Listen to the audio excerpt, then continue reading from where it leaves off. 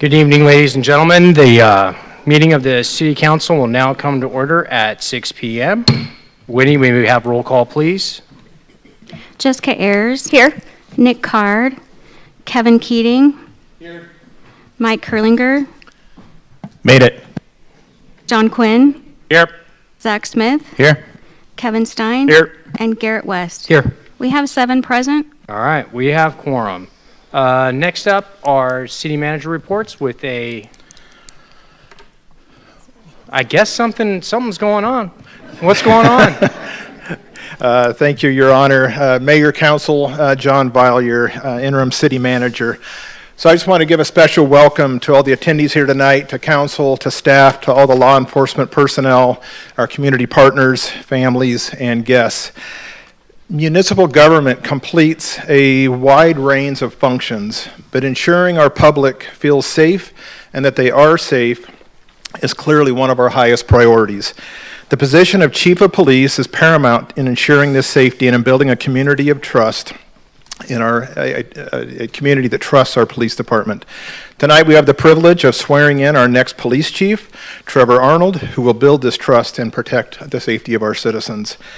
Before we complete this swearing in, though, of Chief Arnold, we need to acknowledge our retiring police chief, Chief Justin Ivins. In 2 weeks, on June 17th, we will recognize Chief Ivins in this building for his more than 30 years of service to the Medford community.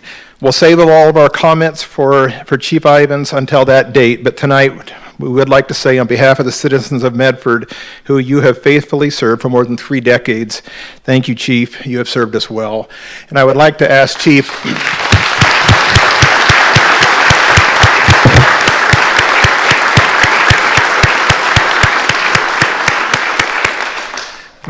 Chief Ivins if he would come up and just say a couple things to you and to give Trevor any advice he has. Already done that. Well, for those of you here tonight that are not here for the swearing in, you are currently in the safest place in Medford. I'll guarantee you that. This is truly an exciting day for the Medford Police Department. As an organization, we take great pride in succession planning and developing our leaders from day one. In government service, unlike private sector, where performance is often awarded through bonuses, we recognize excellence through opportunity, advancement, and the privilege of serving higher levels of responsibility. And that's exactly what tonight represents. One of my greatest accomplishments as chief has been identifying the person who can lead this department in the future with strength, integrity, and vision, and that person is Chief Trevor Arnold. Since his promotion to deputy chief in 2021, Trevor has distinguished himself as a steady, capable executive leader. He has demonstrated a strong understanding of both the day-to-day operations of our department and the long-term needs of a municipal police agency. He is thoughtful, dependable, and deeply committed to this profession.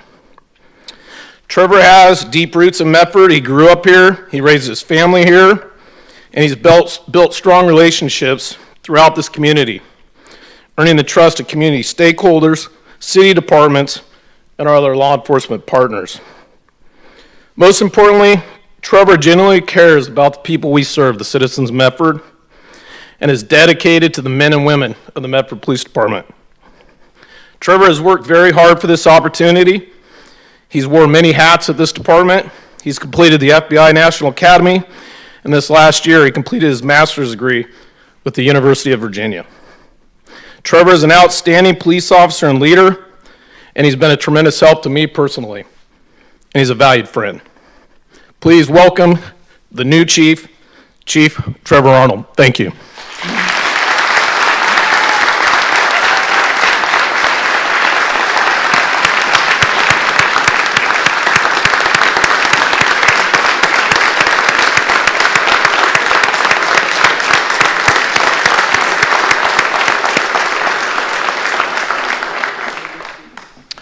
So I'm just going to add a couple of additional comments. When we started this recruitment process to replace Chief Ivins, I wanted to open the position up to a nationwide search. Some disagreed and noted that we have great candidates internally, which I knew we did. But I wanted to be able to tell the city council and the public that he serves that we are hiring the best.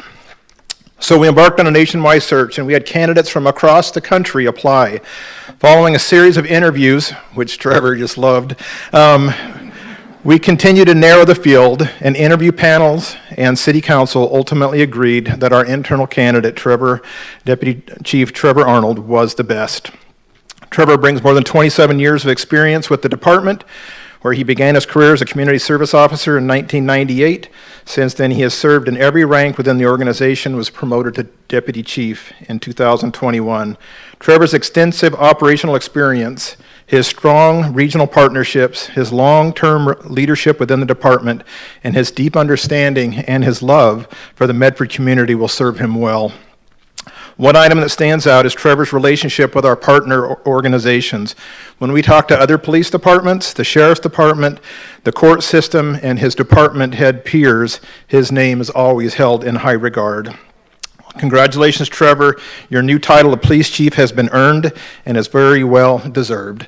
So with that, let's make it official. I'd invite Winnie Shepard, our city recorder, up to issue the oath of office and swearing in.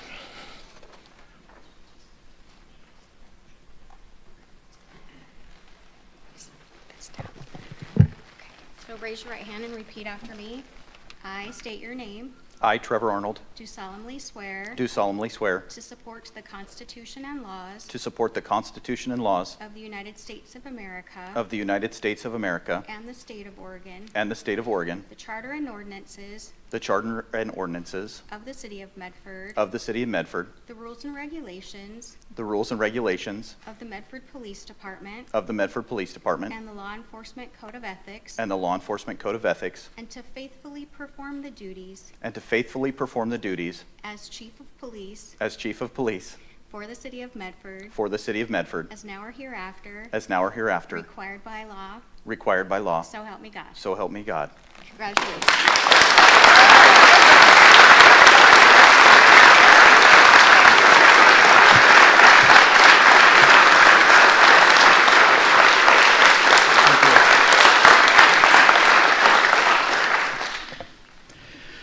Mayor and council, it's my honor to be in this position here today. There's a lot of people I want to thank. There's a lot of people in this room. But first off, I have to thank my wife and my family. My wife, Holly, has stood by me for many, many years, long before my police career even started 27 years ago. I want to thank her. She has been my rock. She has been my support. And my family system, as you can see in the first couple of rows here, has been very strong. My tie to Medford and to this community has been very strong. I want to thank each of you for this opportunity. I want to thank the city manager for his trust and his belief in me. I want to thank the men and women of the Medford Police Department. I will do my best to serve all of you. You mean the world to me. This department means the world to me. And I will continue to serve this community with the same care and compassion I have for the last 27 years, with trust and transparency, and serve you well. Thank you very much.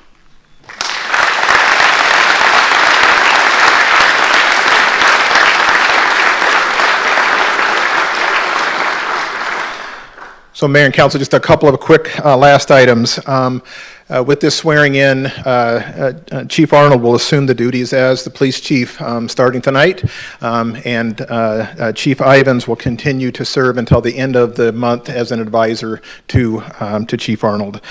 A final comment that I would like to make. High-level leadership positions require a strong support network.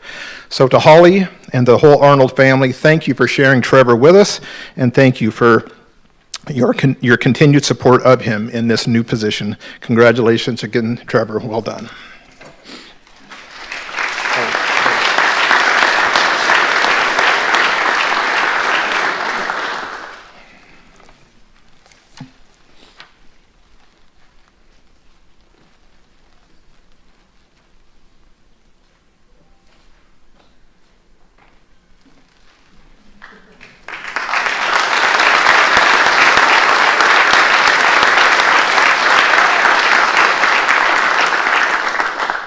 that concludes that portion of our program tonight. Well, that was fantastic. And by the way, Chief Arnold. I just wanted to say that. Great, congratulations. You have the full support of all of us up here, full support of everyone back there. You're going to do great. Thank you, sir. All right. So, to everyone else, we'll move on with the rest of our program. No, we've got something else. No. We got. All right, group photo time. Lean in, everybody.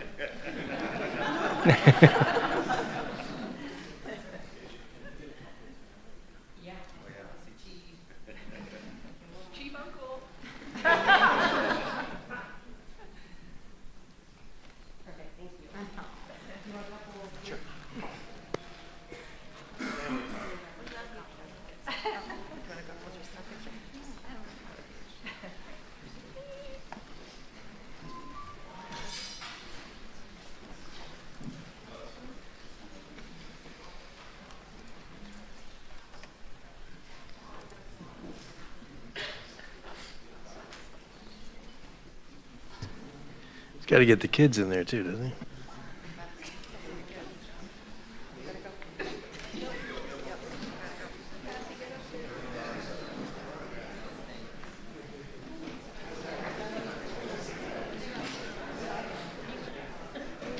We're doing a reception line, right, on the way out? I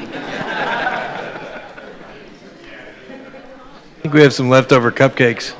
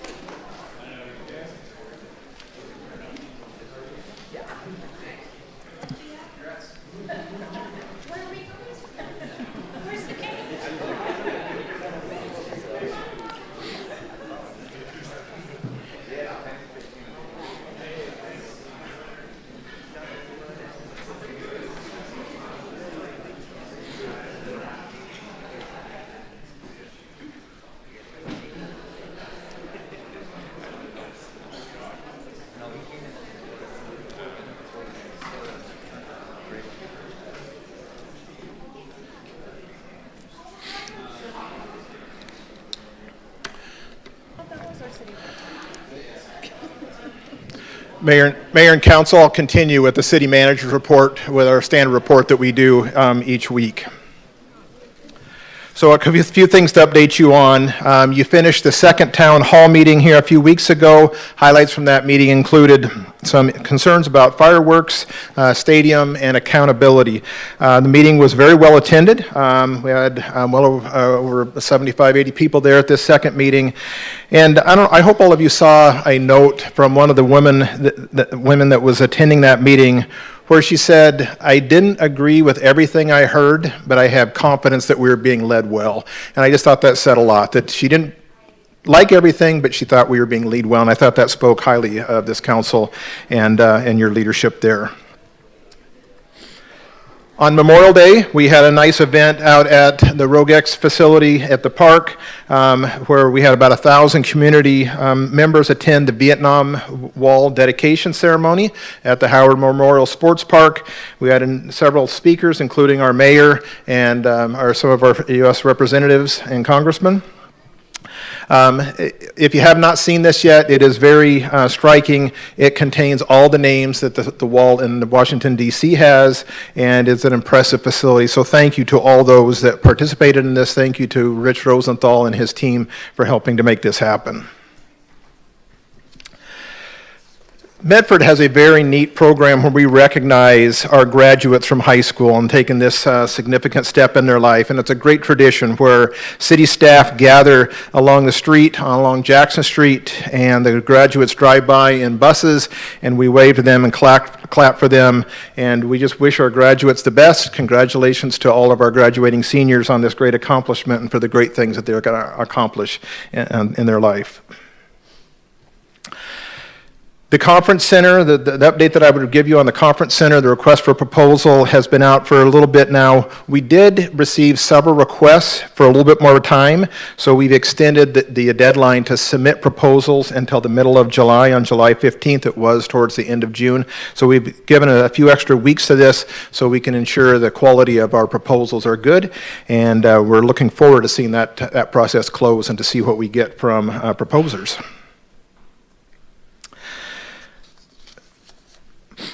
Since 2003, the city took over completing our own annual comprehensive financial reports. Prior to then, we had consulting firms do this for us.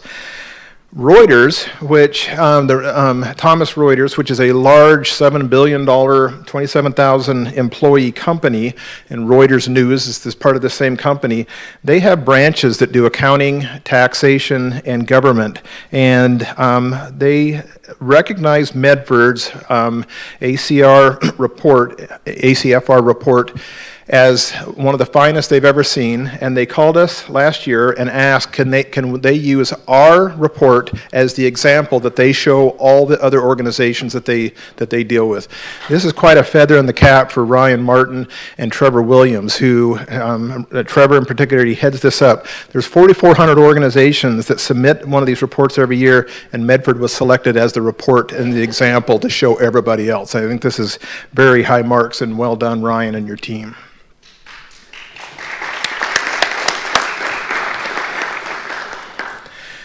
And final, Mayor and Council, we just have some key meetings coming up. Next week we have a study session where we'll be talking about downtown and the climate-friendly work, UGB expansion, a one-time expansion that is allowed. On the following week we'll be doing Justin Ivan's retirement, as we noted, but we're also going to be getting an update from Kirby Garrett, our federal lobbyist, who will be giving an update on the things going on in Washington, D.C. Ryan will be asking you to approve a supplemental budget, and then we have some things in early July on a study session. And that concludes my report, if there's any questions. Thank you, John. Any questions? All right. Thank you. Move on to recognitions and community group reports. We do have a couple of community group reports. Our first one up is Access.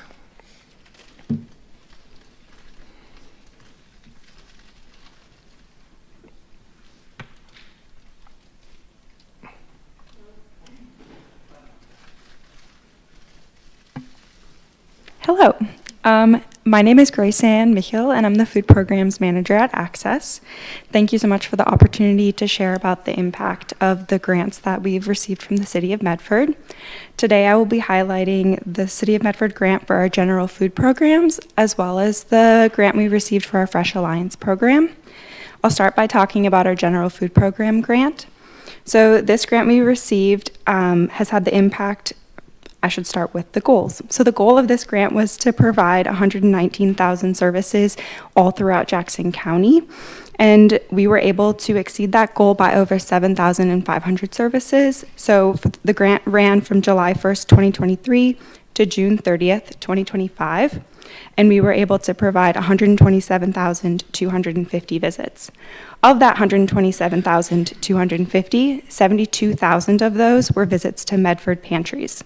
If we break this down, that's about 700 visits a week to Medford-located pantries. Looking at our Fresh Alliance program, for those who aren't aware of our Fresh Alliance program, this program allows us to glean still really high-quality grocery items such as produce, bread, meat, and dairy items from grocery stores that otherwise would go to waste due to it being surplus or nearing its best by date, but still good quality to give out to the community. So we're able to glean that food and help feed our community. Our goal for this program was to glean 2,115,000 pounds of food, and we exceeded that by 500,000. So we gleaned 2,615,000 pounds of food, again, over that grant period. For perspective, this is enough to give 25 meals to every resident in Medford. So we're really able to do a lot by having this additional food provided, and it's at no cost to glean the food, but we have to pay our staff to go pick up the food and to store the food at our food bank. Additionally, this work is made possible with a team of just 10 paid staff, and over 600 community volunteers. Last year, the impact of these volunteers was they provided 36,000 hours of service, which is equivalent to working full-time for 17 years. So again, we're really grateful for this opportunity, and it has a huge impact in our community and making our work possible. So thank you. Thank you. Oh.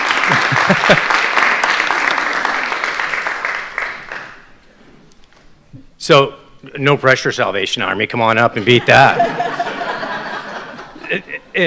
Before we get there, by the way, it's great to recognize partners like that, just so we're all aware that as we move forward, particularly into public comment, we'll have a little bit more decorum than that. I think having the chief be brought in was maybe, or sworn in, kind of changed the vibe a little bit. So certainly, big applause for this group, and then we're going to be good.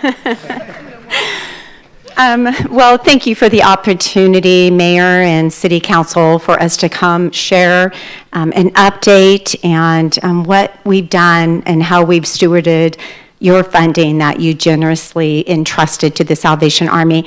I'm Sherry Whitson. I'm the Regional Development Director, and here with me tonight is our wonderful leader, Major Randy Mulch, who has served 40 years with the Salvation Army. And also our dedicated volunteer board chairwoman right here, Lieutenant Rebecca Pietola. Thank you for your service. So the Salvation Army is directly benefited from a lot of funding from the city. That last year alone, we were able to serve 14,200 people here locally. Our main goal is to meet people where they're at, those that are living at or below the poverty level, that are at risk of homelessness, and those that are experiencing homelessness. We have been able to provide shelter, nutrition, emergency services, homeless prevention, navigation services. All of these are made possible by our partnership with the city and our community. The need has been astounding and continues to grow. Just to offer that update, the prior year we served about 7,500 people, and just the Salvation Army alone, it jumped to that 14,200 over a year. Thousands came to the Salvation Army for the very first time, and so the need continues to grow. And 11.5% of our population is experiencing food insecurity, and as well as financial hardship, over 43%. So the need in our city is great, but with community partnership, we can address that head on to make that difference and meet people where they're at. We do that through a no wrong door. Somebody can come to us and we will connect them to barrier removal support, whether we provide that or community partners such as Access. We work together in this community to address those needs. And we're doing it very effectively. As I mentioned, we have a dedicated staff and a leadership with tremendous experience. The other thing, for some reason, what a bummer you can't see it, but your investment, for every dollar that the city invests, it's over like $67 that comes, that we're able to leverage that with through community partnership and other grant resources that come in. We just completed our 2026 participant survey. This is confidential survey that they complete, and the results are astounding. 83% increased their access to food. I'm sure you can see this visually, but 58% reported remaining housed, which is huge. Daily, the Salvation Army is preventing homelessness from occurring, and daily the Salvation Army is intervening when homelessness has occurred. And what is really powerful is through our Hope House, 97% obtain employment within 30 days, which is really unheard of. And now I'm going to turn it over to Major Randy Mulch to talk about Hope House, which was one of the largest investments that the city made in the Salvation Army. First, I want to tell you a little bit of a story. You're all comfortable, right? I want to go back to 1865. The Salvation Army started back then.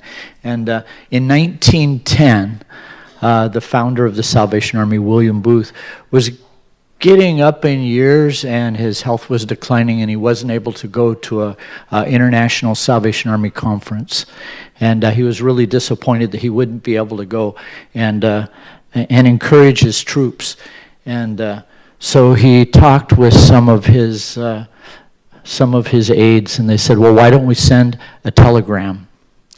And it can be read at the conference. And so he thought, what should I say? And funds were limited. He didn't want to waste money on communication that he could use to spend on helping people. So he sent one word, and the word was others. And here we are all these years later, and others is still our first concern. And so we really appreciate the city helping us to build some more apartments to help others in our community. You see on the screen, I'm a little bit sad about the pictures of our apartments that are being built at our Hope House, because we're much closer to completion than the pictures show. We're building 7 new studio apartments and a caseworker office and a maintenance building to be able to maintain all of the property that we have to help folks in our community. And we just really appreciate the city's help in making that available. And at Hope House, we help people come all the way from homelessness into a position of life where they're part of our community and giving back and living successfully in our community. One of the things I tell our new folks when they come in, we love you and we're really glad that you're here and we want you to move out. It's transitional housing, and we're helping people to get back on their feet and to live successfully. It's a great place to have a fresh start. And even as we look at fresh starts, we'll continue to look at ways that we can help in our community. Our board is creating a long-range plan to see how we can continue to help others in our community. And I want to invite the city council to a couple of things. First of all, there's this little thing called Emerging Leaders. Some of you know it. And I don't know, somebody was an emerging leader. I don't know, Mike, back in the day. But it's a great event. It's coming up June 18th. If you're interested in attending, we'd love to have you here. But also, we would love to see the mayor and city council members at our dedication of our new apartments. We'll be sending out invitations, and that's going to happen on July 17th. So it's coming up pretty quick. I'm going to verbally invite you now, but look for that invitation in the mail. We can't do this together. We call ourselves the Salvation Army, and it takes a lot of people, as you know, to help the people in our community. So thanks for helping us to help others, and God bless you. All right, thank you. Is there any? All right, one big one. What's that? Perfect. Any questions? Well, hey, to both organizations, thanks so much for sharing all the good work, and we'll keep it up, and we'll see you the 17th. All right. There you go. We'll now move on to oral requests and communications. This is where the City Council sets aside 30 minutes for in-person public comments. Comments are limited to 2 minutes per person or organization. As outlined in the agenda, the public may also submit written comments to Council. Winnie, will you please note the written comments received for the record?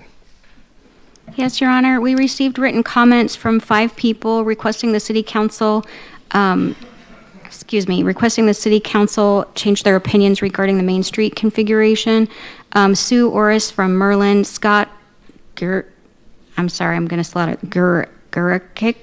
from Medford, Alex Cerro from Medford, Violet Renee from Medford, and Kara Baylog from Medford. The comments were submitted to the mayor, the City Council, and appropriate staff. Comments are also available on the city's website. There were no other written comments received for Agenda Item 40. Thank you very much. Before hearing public comments, I'd like to note the decorum policy for the council chambers, which is the complete opposite of what you've been experiencing up to date. The use of noisemakers or disruptive audience behavior, such as applause, cheering, or shouting, is not permitted.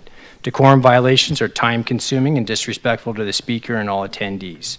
Failure to follow the basic standards of decorum may result in removal from the meeting. Finally, I would like to emphasize that this is your opportunity to provide comments to the council and is not intended to be a time for questions and answers. If you have completed a public comment form, please come to the front of the room when your name is called. The time is 6:31. How many people have submitted comment cards? I believe we're at 12 now, Mayor. 12. So at 30 minutes, 12, it goes pretty quick, so you don't have to feel obligated to use your full 2 minutes, but Wendy, can you call 3 to come down? We have Alex Golden, Brendan Binger, and Logan Bell.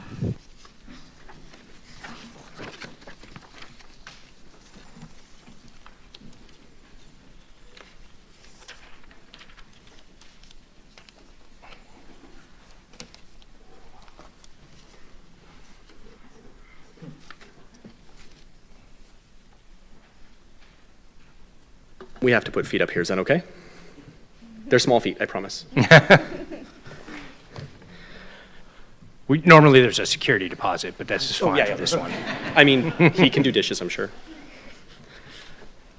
Good evening, everyone. Mr. Mayor, thank you for having us here again. Council members, it's good to see all of you. Up until this point, I have been talking a lot during my 2 minutes, trying to convince a lot of you, especially you, Mr. Keating, and you, Mr. Card, who represent me in Ward 4, that the best thing for this city is not to remove safer bike lanes. It's to add safer bike lanes. So instead of talking, I'm going to wait for about 1:30 while you explain to Liam, Mr. Card, you can start if you like, how his job, how he rides a bike safely in between cars. We can start over here. Liam, are cars safe to ride around? No. You can talk loud now. Okay. I understand, Buddy Bear. I've been teaching my son that cars aren't safe to ride around, because they're not. The proposed change would put bikes as a buffer between parked cars and driving cars. So cars that are looking for a space to pull across a bike lane, cars that are looking to pull out from bike lane. Do you not want my family downtown on a bike? Do you think that we just want to travel by car everywhere? What is the motivation? Genuinely, I ask you, because I have been talking for longer than I intended. Explain to him how this is any safer, if you won't explain to me.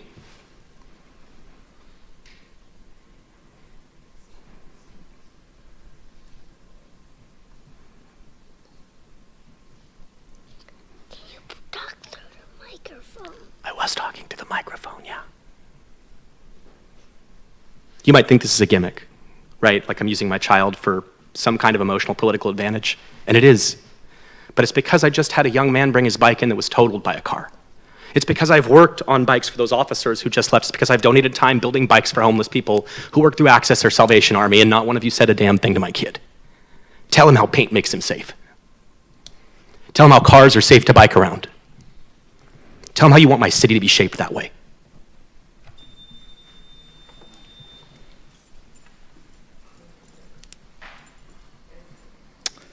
Good evening, Mayor and Council members. Brendan Binger, 754 South Holly Street, Ward 2. The decision to proceed with the Main Street reconfiguration is irresponsible, both fiscally and as a matter of policy. I implore you not to proceed. Fiscally, this sends roughly $500,000 in grant funds back to Salem at a moment when both state and federal purse strings are tightening. That marks Medford as a poor steward of state dollars, a decision Salem is likely to remember when future funding is being decided. On policy, the existing downtown corridor is a success by every clinical measure that has been applied to it. You are intending to spend both budget and political capital to undo something that already works well. Reconfiguration doesn't just cost us approximately $1.2 million, it draws critical oxygen away from the projects that would actually make our built environment safer and better throughout the community. I ask you to please reconsider. While here, I'd like to mention that I am thrilled with the Creekside Corridor Development Project, including the concept of the minor league stadium. Projects like this are immensely valuable for our urban core. However, I'd like to point out that the decision to delete urban public green spaces is objectively regressive. Such spaces are not typically added in this era, neither in our community nor in others. Once they are gone for good. This makes them a precious resource. Hawthorne Park is ripe for improvement to maximize its place in our community, especially with its significant Bear Creek frontage, an undercapitalized asset that Medford is sitting on. Please reconsider the Hawthorne Park concept. Keep it public, keep it green, and let's make it better. Thank you. Winnie, can you call the next three?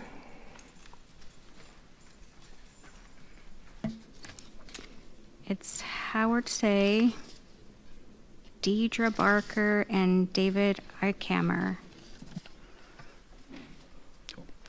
Good evening, Mayor and councilors. My name is Logan Bell, and I am a resident of Ward 1. At your last meeting, a resident raised concerns about car speeds on Willamette Avenue. I want to follow up on that because Willamette is another example of City Council not following its own TSP.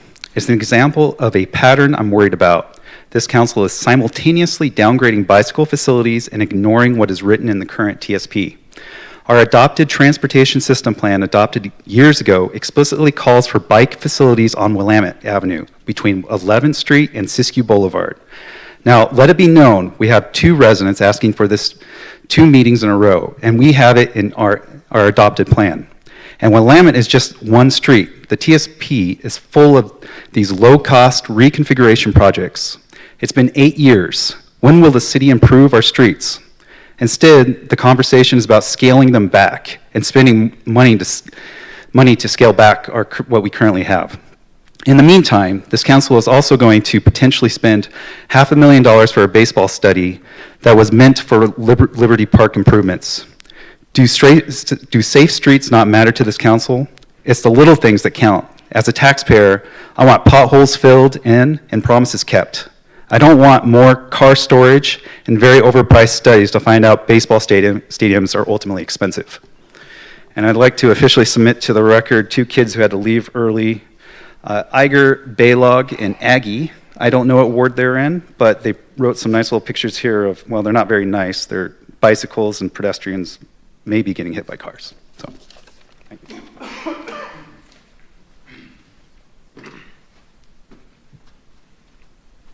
Good evening, Howard C., Ward 2. Main Street is an advertisement for the town, and it's the heart of the city. It's how people often, when they come, experience the city. It's how I first experienced Medford about 7 years ago. And seeing improvements to downtown and money going into it, and changing from that older layout, I think, was a dramatic improvement for me in seeing that we cared about people on bikes. And a fatal flaw with the two-way option, I want to go to baseball games in town. I want to walk there. I want to ride my bike there. There's a single flow of traffic that's unprotected. It's not safe for me or children that travel along that lane. And I just ask that you be critical of the reviews that happen in the future and you think about those experiences and maybe even ride your bike around downtown. Instead of taking away a bike lane, we should be making it more safe so that people aren't transferring from streets to the sidewalk and back and forth, and that's already happening around that area. And then gutting the flow, that two-way flow that gets people from one side of west to east will only make it less safe, and that's the truth. So, thank you. Hi, Deirdre Barker, Ward 4. The Rogues baseball team is a collegiate organization that recruits 600 athletes from all over the world to come play here at the Harry and David's Field. Their stadium seats 1,750 fans with an average attendance of 954. Why on earth any sane person would spend $90 million on additional stadium that seats 2,000 fans? Why couldn't the city, since they already own Harry and David's Fields, upgrade the Rogues Stadium for a fraction of the cost? And why isn't that included in the RFP? Hawthorne Park does not need to be replaced by a stadium, and you need to bring it to the public for a vote. Thank you.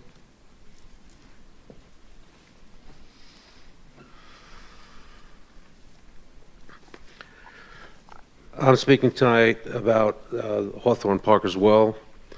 Until recently, I thought that that RFP Sorry, could you just was- go ahead and introduce yourself real quick for the record? Oh, my name? Yep. David Eichhammer. I thought that it was a study about the feasibility for having a convention center and a park there, but it's not truly a study. It's really a preliminary design work with an option to award further design work in the future. I was surprised by this until very recently. I believe that design work is premature, and as far as I can tell, the council has never taken a complete look at the feasibility of locating a stadium on Hawthorne Park, or of a comparing location with any others. Previous studies were incomplete. In particular, there has never been an analysis of the socioeconomic and environmental justice impacts of locating it adjacent to one of Medford's oldest and most beloved residential neighborhoods. The feasibility of any location can't be determined if you don't consider those consequences to those folks. And thank you. That's what I wanted to say tonight. Thank you. Next three. Ellen Eichhammer, Ruben, and Daja Dolan.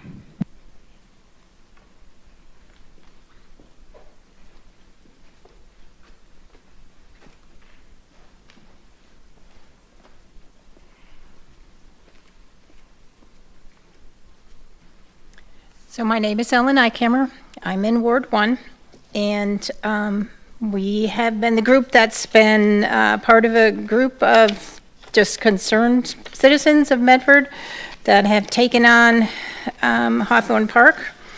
And to date, we have 525 signatures. I handed in some of them a week ago. I also brought the flyer with me tonight that went with that because I left it out of my packet. We've been just basically going to Hawthorne Park, talking to our neighbors, seeing what people want, and in a few hours, we'll get a couple hundred signatures. People are appalled. Either they didn't know about it, they said we didn't vote on it. Why isn't there a vote on it? And you can't imagine the feasibility, the practicality of having a stadium downtown. So when we found out the city actually owns a stadium with almost that number of seats that could be worked on, that has a much more accessible area around it and plenty of parking and all that things, it even makes less sense to turn our Hawthorne Park into a fake grass stadium. We did have someone who works in contracts for the government for her lifelong career that gave us some information and points on your RFP.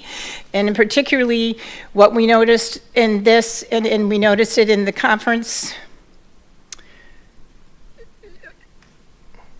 study that you did, was that it didn't include impacts to the neighborhood. The only thing listed under there was potential financial impacts of profits, not potential financial impacts of long-term having to subsidize a second stadium in our city, and not the potential impacts to the historical neighborhood that is there, and the loss of the green space in our downtown. Someone mentioned the Liberty Park area that was promised a park a long time ago.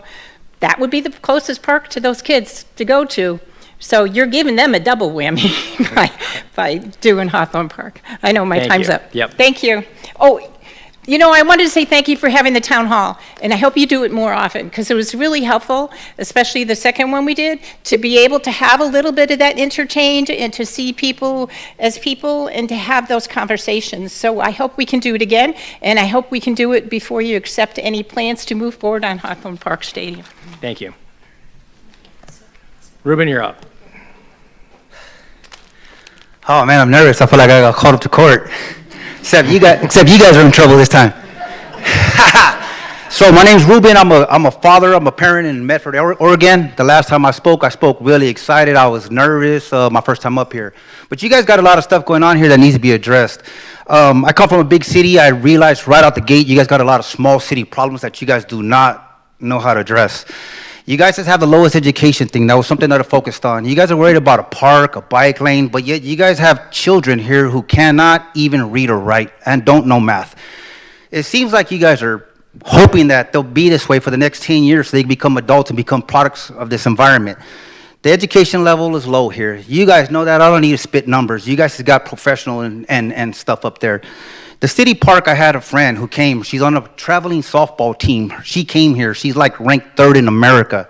They said there was nothing to do here. They stayed in their room. I don't think softball and baseball teams are going to come to Medford, Oregon. There's not a big enough attraction. That's not my main focus. You guys could go ahead and spend this money on that. It's insane.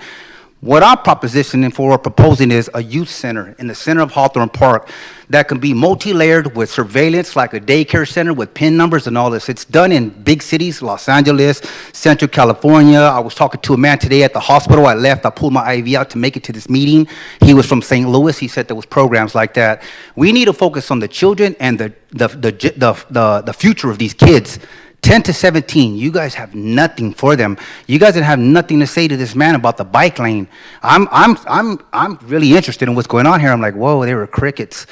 And maybe you guys are considering this, or like they're saying, maybe there's no vote involved at all, and it's just your guys' decision. And if that's the case, you guys ain't working for this city.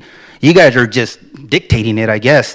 Because these citizens, these kids, well, there's none here no more, but they were, the officers' children said there was nothing to do. The 17-year-old boy, that's the police chief. And I asked the chief in the elevator, what are you going to do to change the drug problems amongst the children? He said, oh, you came last time. I'd like to speak to you. So we talked. But I want to know what you guys are going to do. We need some change in Medford. Hopefully we can find it with our community. I'm prepared. Hopefully I'll be back next meeting with some of this stuff that they got. I need professional help. I'll finish that sentence for you. For presentation purposes. That's what you need the help for. Usually when you end it as I need professional help, it leaves leaves some room for interpretation. So I'm gonna close that gap on that. So well done. Yeah. Thank you very much for coming up, Ruben. Can you call the next 3 too? No, I'm the third one here. Yeah, we'll get you, but there's more to come. Okay, so we're just gonna get them coming down. It's Lance Eisenhower, Lori Eisenhower, Meg, this handwriting, G. Klinko Hartman, and then the last one, it looks like Alex Golden again, but I'm not sure if that's what it is. Okay. Ma'am, I apologize. You're up. Oh, no problem. My name is Dasha Dolan, and I live in Medford. Can I just talk you into just kind of pulling sorry. that down just a Can you hear me now? Yep. Better. Okay. My name is Dasha Dolan, and I live in Medford. First of all, I want to say I have lots of friends and lots of acquaintances, and when I mention what's going to happen at Houghton Park, everybody's like, huh? I didn't know about it. I think people need to be informed, and indeed there should be more town halls. The second thing is I would like to address Kevin Stein. Kevin, I'm a member of ORD to Indivisible, as are you, and you announced you promoted your candidacy on the Facebook page, discussion page, and I asked you, several other people asked you to numerous times about where you stand on the baseball stadium to be placed in Houghton Park, and you never answered. You always talked about Rogue X and how wonderful it is, and I'm just really frustrated, and if I may, I want to read a quotation from an article that my friend wrote. I question the role of 2 of the council members and their ability to make decisions for the good of the public because of the Political Action Committee, PAC, they formed. Council members Stein and Card believe there is nothing compromising about their forming a PAC to promote Creekside Quarter, including the stadium. They may not have a money trail pointing their way, but it's still inappropriate. Quid pro quo can happen in the future as well as in the moment. There is a big difference between council members having a passionate opinion about the project versus forming a PAC and accepting donations to it, including a sizable one from the Emeralds themselves, especially when the council has done such a poor job of seriously considering other locations. I would have much more trust in a council that was not politically involved in the decision they are voting on. Thank you so much.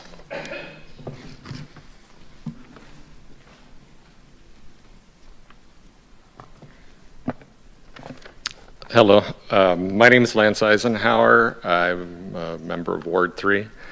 I've been a resident of Medford for 24 years and a physical therapist for Providence Medford Medical Center for just as long. And I mention this because I spent my career working with the residents of Jackson County and trying to embody the values of the mission statement of Providence. Values like compassion, integrity, excellence, and justice. And when I heard about the contract that you will be voting on tonight, this got me thinking a lot about one of our older values, stewardship. And with that said, allow me to be a good steward with our time tonight and give you the highlights of what I've been thinking about. Before you give your approval of this contract as it is written, think about these points. 1, the occupancy tax that is fueling the discussion just barely passed with a vote of about 52% to 48%. And a vote for this measure cannot be construed to mean that all those people are voting for this proposal to build a baseball stadium on top of Hawthorne Park. You could be voting for a contract that is deeply concerning for perhaps more than half of our community, myself included. 2, to the Eugene Emerald's ownership, if they're listening, if you come to town and you bulldoze our park with your baseball stadium plan, you're going to alienate your team from its potential fan base. And with a move like that, you can't possibly be good for a bottom line. And 3, spending $500,000 of urban renewal funds to decide if building a baseball stadium on our city park is a good idea, that does not sound like a good example of leadership or stewardship. If you eliminate Hawthorne Park as an option in this decision, then there's no decision to be made. Save the taxpayers $500,000. Let the Emerald's team ownership pay for any feasibility studies and architecture plans and build the stadium in South Medford, where we currently have a baseball team and stadium. Thank you for your time. Hi. I'm Meg Klinkow-Hartman, and I live in East Medford. And we moved to East Medford from Chicago about 8 years ago, and my husband and I are retired, and we're delighted with this city. It's a small city, as someone mentioned. It's wonderful. You have wonderful police, you have many things that make it exceptional, very different from Ashland. We chose not to go to Ashland. One of the reasons we moved where we moved is that I could walk to the farmer's market. It's a big deal. It's a lot of money to buy a house. That was my decision, my one requirement. I must be able to walk to the farmer's market. I know this is a first world problem, but if you change it, you're changing it for a lot of us. It's not just those of us who move into the town. Everybody sees this as a small city where people are very happy to live. You're introducing, with the taking over of the Hawthorne Park, a more urbanized look. This is a quiet place. Keep it quiet. But all of these nice people who have talked have given you great ideas. I urge you, number 1, to reconsider having any vote on this now. Number 2, make more opportunity for people to read about it in the paper and come to meetings. All of us have the question, why the hell did you pick Hawthorne Park? Why not something else? I'm sure you have reasons. Just let us know before you do something, not after. People don't like that. Okay? Thank you for all your work. Bye. Thank you. Hi, I'm Lori. I'm Lori Eisenhower. I'm from Ward 3. I'm here to oppose the stadium location at Hawthorne Park. Because this does mean opposition to a stadium. This doesn't mean an opposition to a stadium in general. The city has great track record for large sports themed development, Harry and David, Rogue X, etc. But a great part of their success was because the facilities were located at sites that are appropriate, excuse me, sorry. I'm in denial, that are appropriate for these uses, including the level of traffic they generate. They do not fundamentally alter the character and adjustment areas or impact their existing use. Putting a stadium at Hawthorne Park will fundamentally alter the character of these quiet residential streets that have been there for years and years and years, on 2 or 3 days a week, all year long, according to the council, 200 plus days a year. They'll have noise and all the things. The site offers inadequate parking space for the planned 2,000 plus seat capacity. I remember that one of, at the town hall when addressing the subject was somebody was pretty glib about it, but it was a real and serious matter to the people who live here. As I've talked to many people on Thursday, when I go and talk to people about how much money y'all are going to spend, this $500,000 that we were not even asked about. This is our money.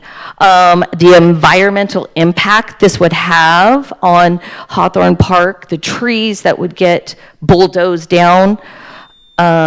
This city just needs, city council needs to come to the public and ask the public what they want, not what you all want. Thank you. Thank you. Is that it for people that turned them in? There was one more slip, but I don't know if it was a duplicate because it looks like Alex Golden, but he spoke first. So I guess it's a duplicate. Okay. We will move on to approval or correction of the May 20th, 2026 meeting minutes. By the way, thanks everyone for your public comment tonight. We appreciate that, and that's all duly noted and part of the decision-making process, so thank you. We have all received the draft minutes from the May 20th, 2026 meeting. Does anyone have any revisions or corrections to those minutes? All right, seeing none, they will stand as submitted. Typically, agenda item 60 is consent calendar. However, there are no items on the consent calendar tonight. So we will go to 80 ordinances and resolutions. There are 3 items for consideration tonight. Mr. Mitten. Thank you, Your Honor. Item 80.1 is Council Bill 2026-40, an ordinance approving and authorizing execution of a contract in the amount not to exceed $500,000 with K&O Construction LLC to provide consulting services for baseball stadium architectural design and cost estimation. Great. I think we'll take a staff report for this.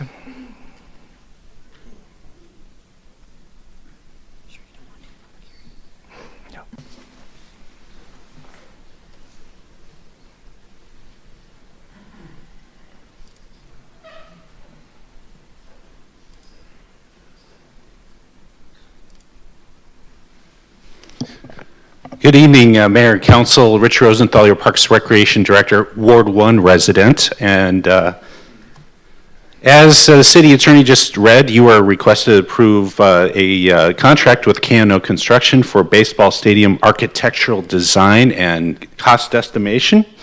And a little bit of background, which I'm sure you all know and remember, but for the sake of the people either here or watching, the background regarding this is dates back to a little over a year now. Back in April of 2025, a study session in the Prescott Room, Council expressed interest in exploring baseball stadium as well as downtown revitalization concepts. And fast forward to February's study session here in this room where Council expressed consensus to proceed with the due diligence to come up with cost estimates for decision-making purposes contingent upon participation by the Eugene Emeralds and the cost of that study, which is in front of you now. And then in March, you serving as, with your Mura board hats on, authorized up to $500,000 for the proposed scope of work.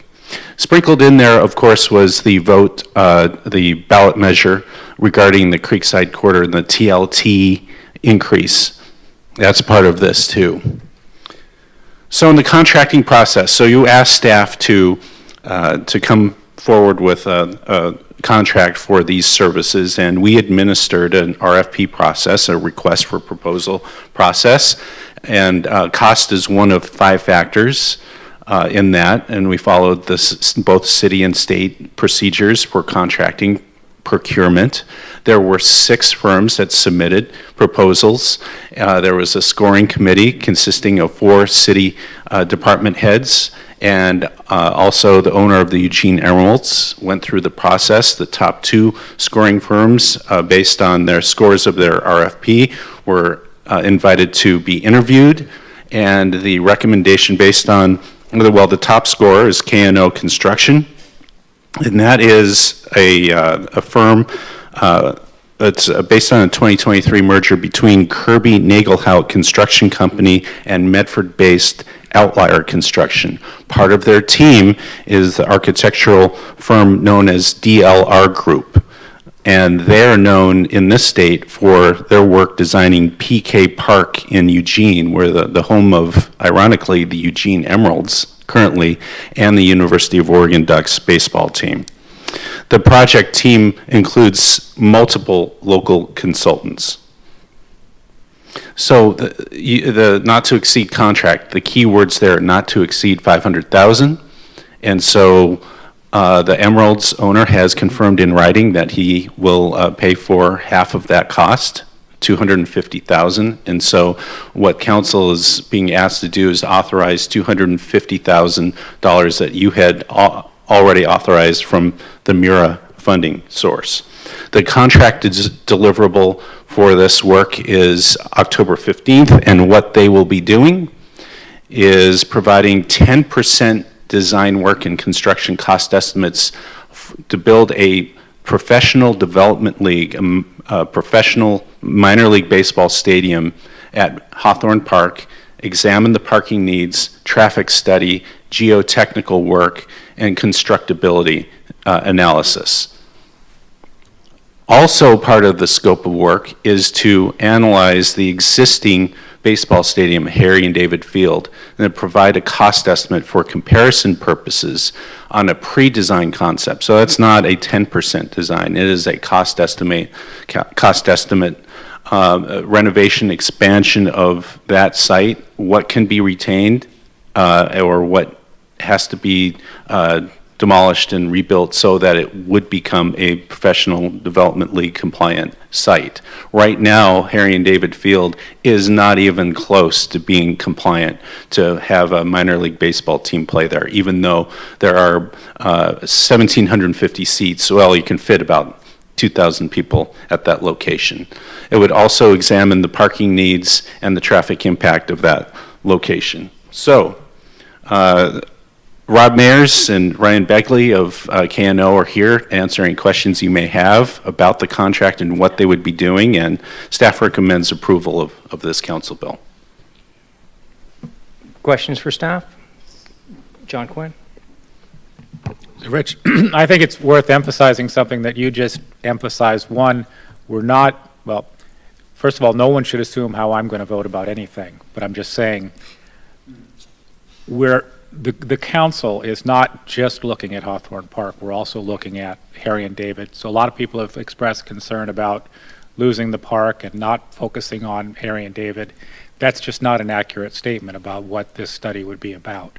So I want to make sure the people are clear on that. Is that right, Rich? Yes. Okay. It's important, I believe, in your decision-making process to anticipate the questions that may arise, not only at the council level, but the community level.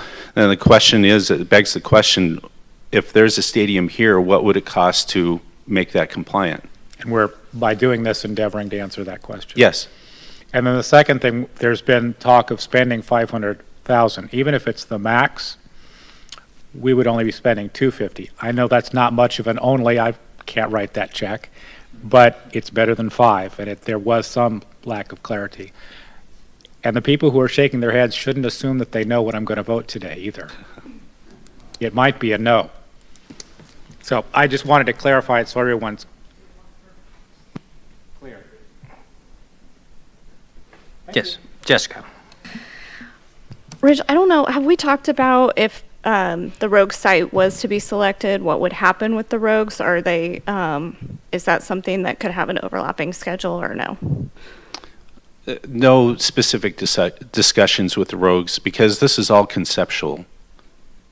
Okay, and then my second point, it's not necessarily a question, but I've expressed this to others, is I'm really waiting to hear what the Eugene Emeralds are willing to put into this project. And I'm just, so far I'm not feeling that when it comes to the actual completion of the project, I would really like to have a better idea of what they're willing to contribute, because as far as the capital stack goes, I'm not seeing that it works without a significant investment from them, which I haven't seen the willingness to do that yet.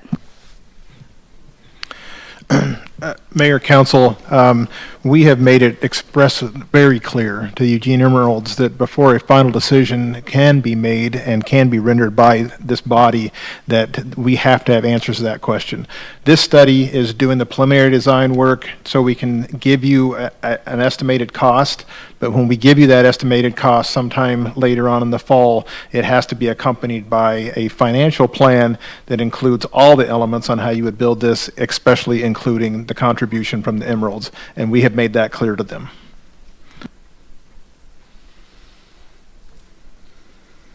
Yep, Mike Erlinger. I think this might be a question for Mr. Mitten, but based on the pre-agreement that Elmore Sports Group will split this not to exceed 500, do we need to amend this resolution to indicate that? No, we don't, because the ordinance says the contract with the contractor is not to exceed 500,000, but we're getting money as a pass-through from the team for 250 of that 500.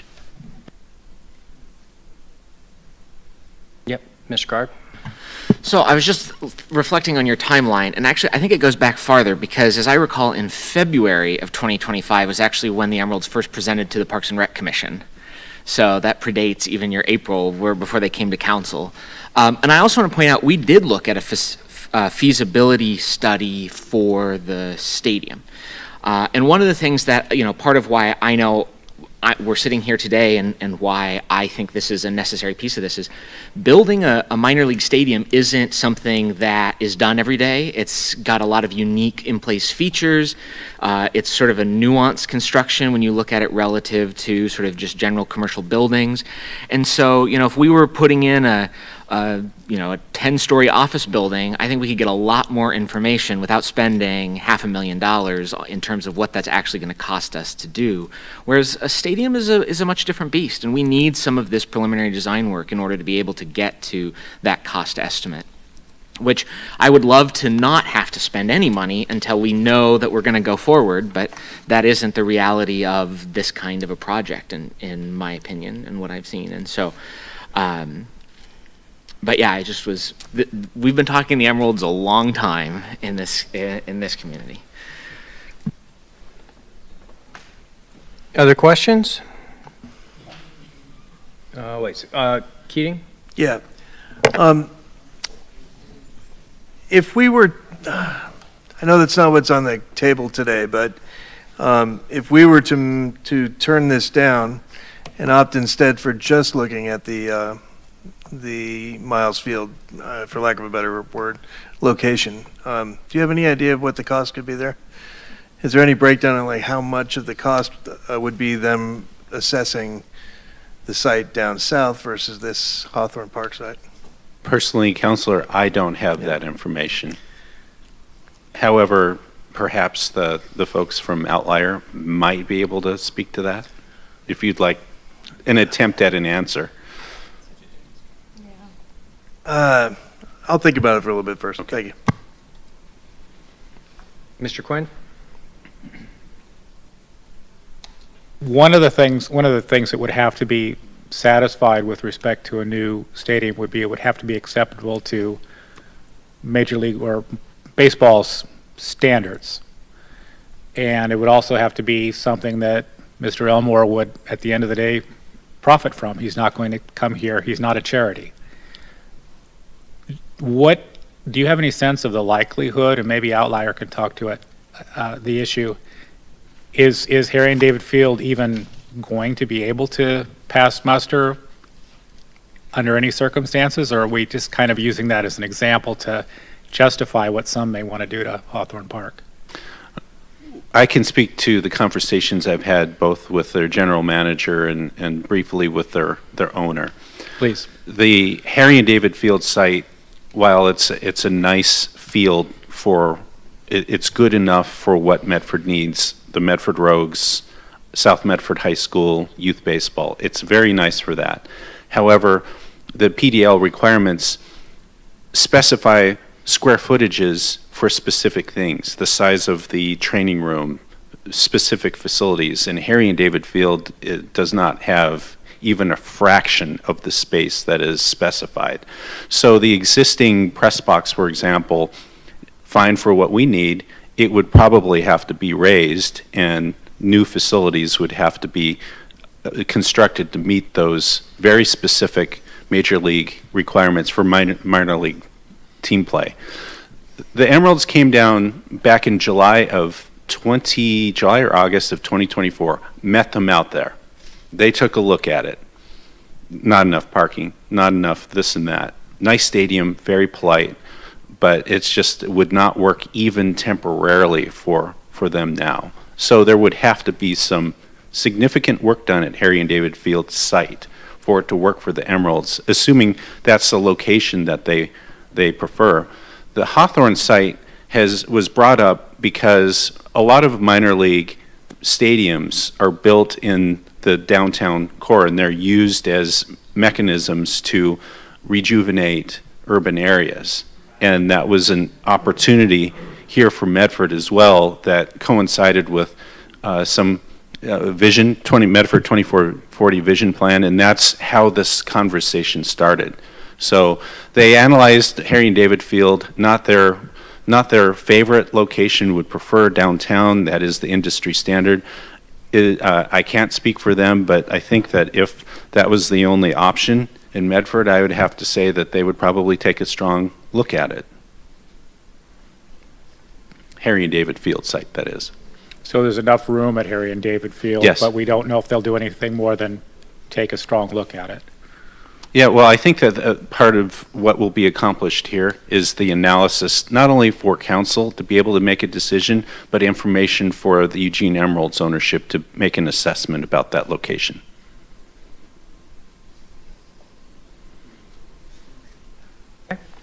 Other questions?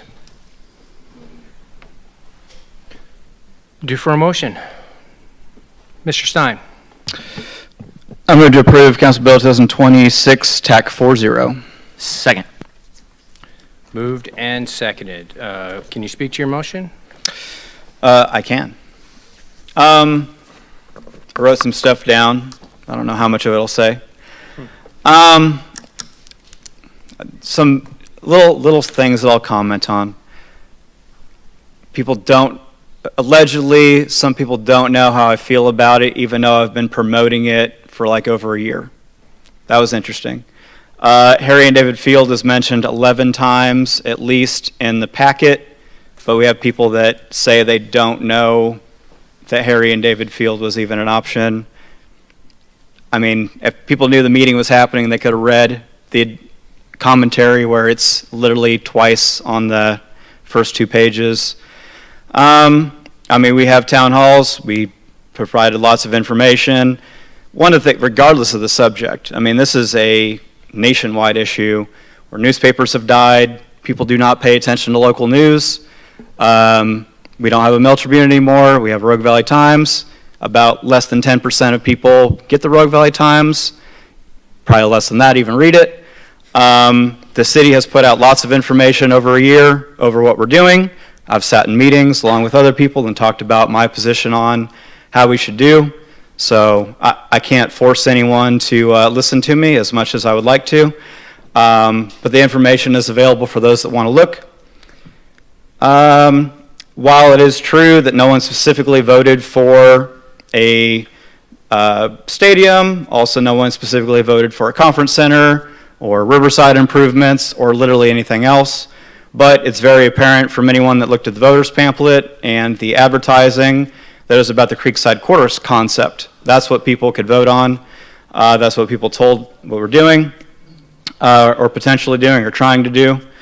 There was a mention about the 52% voted for the ballot measure, which is true. Also in 2020, 52% of people voted for what's now the Rogue X.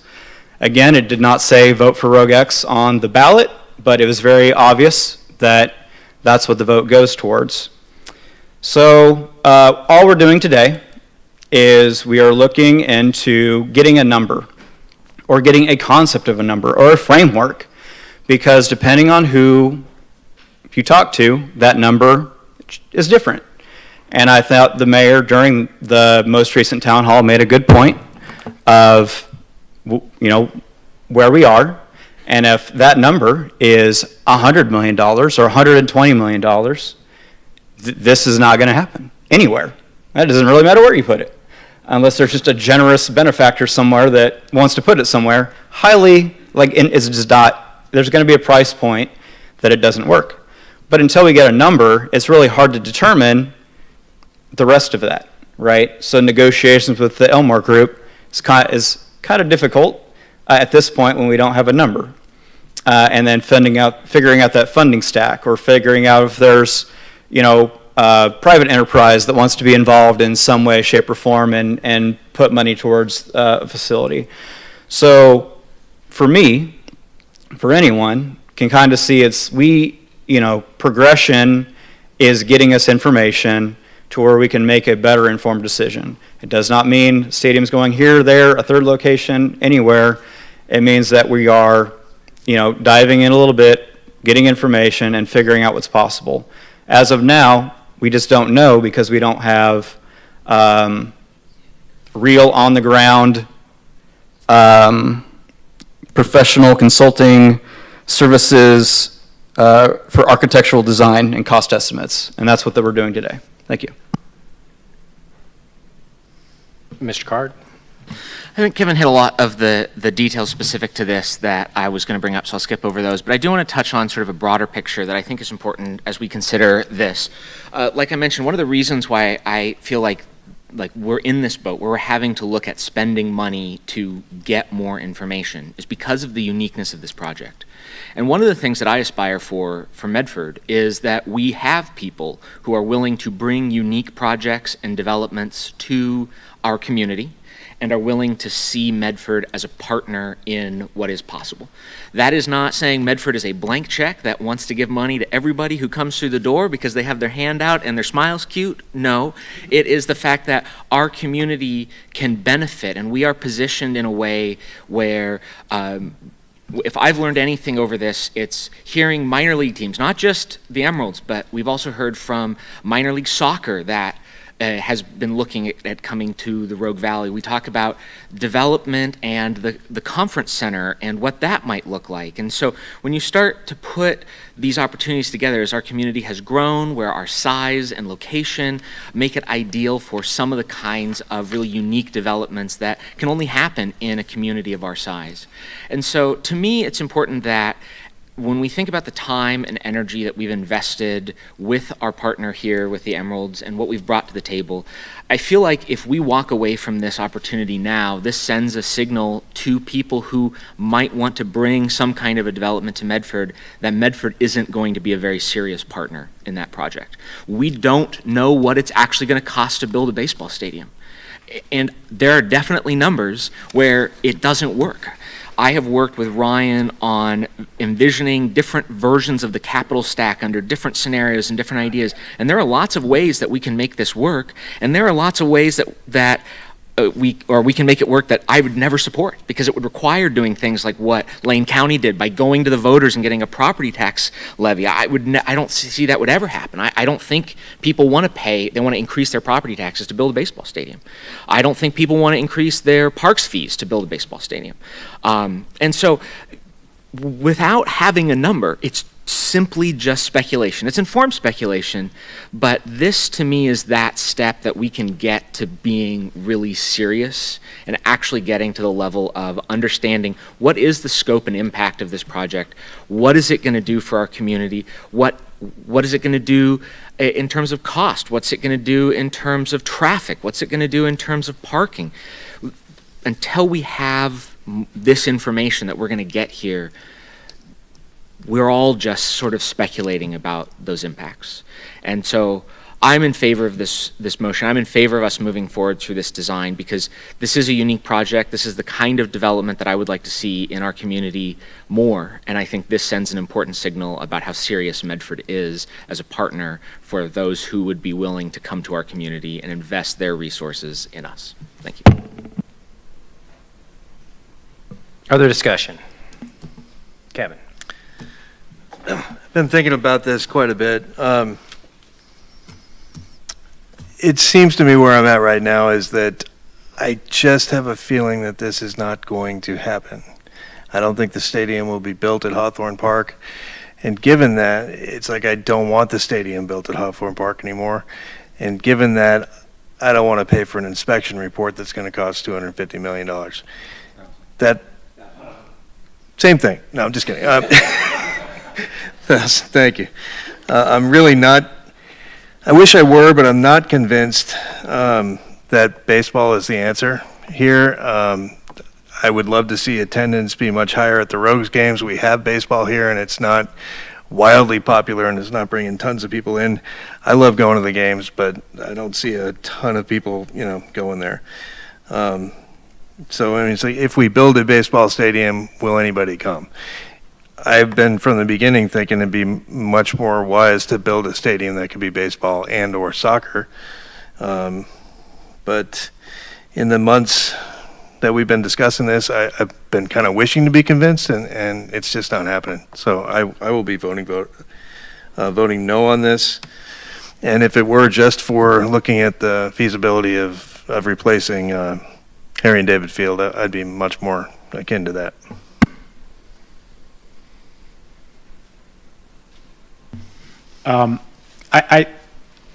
Medford is open for business. And Mr. Card is right in that sense. The question is whether we're open for this business in this place. And that's an entirely different issue. Let's say, I know we're still guessing, but hypothetically it's 60 million. Baseball team maybe kicks in 18 on a good day. Well, that's still an awful lot of money that isn't building things for kids and isn't fixing Harry and David. And I think it's probably just time to cut it. So I'm a no.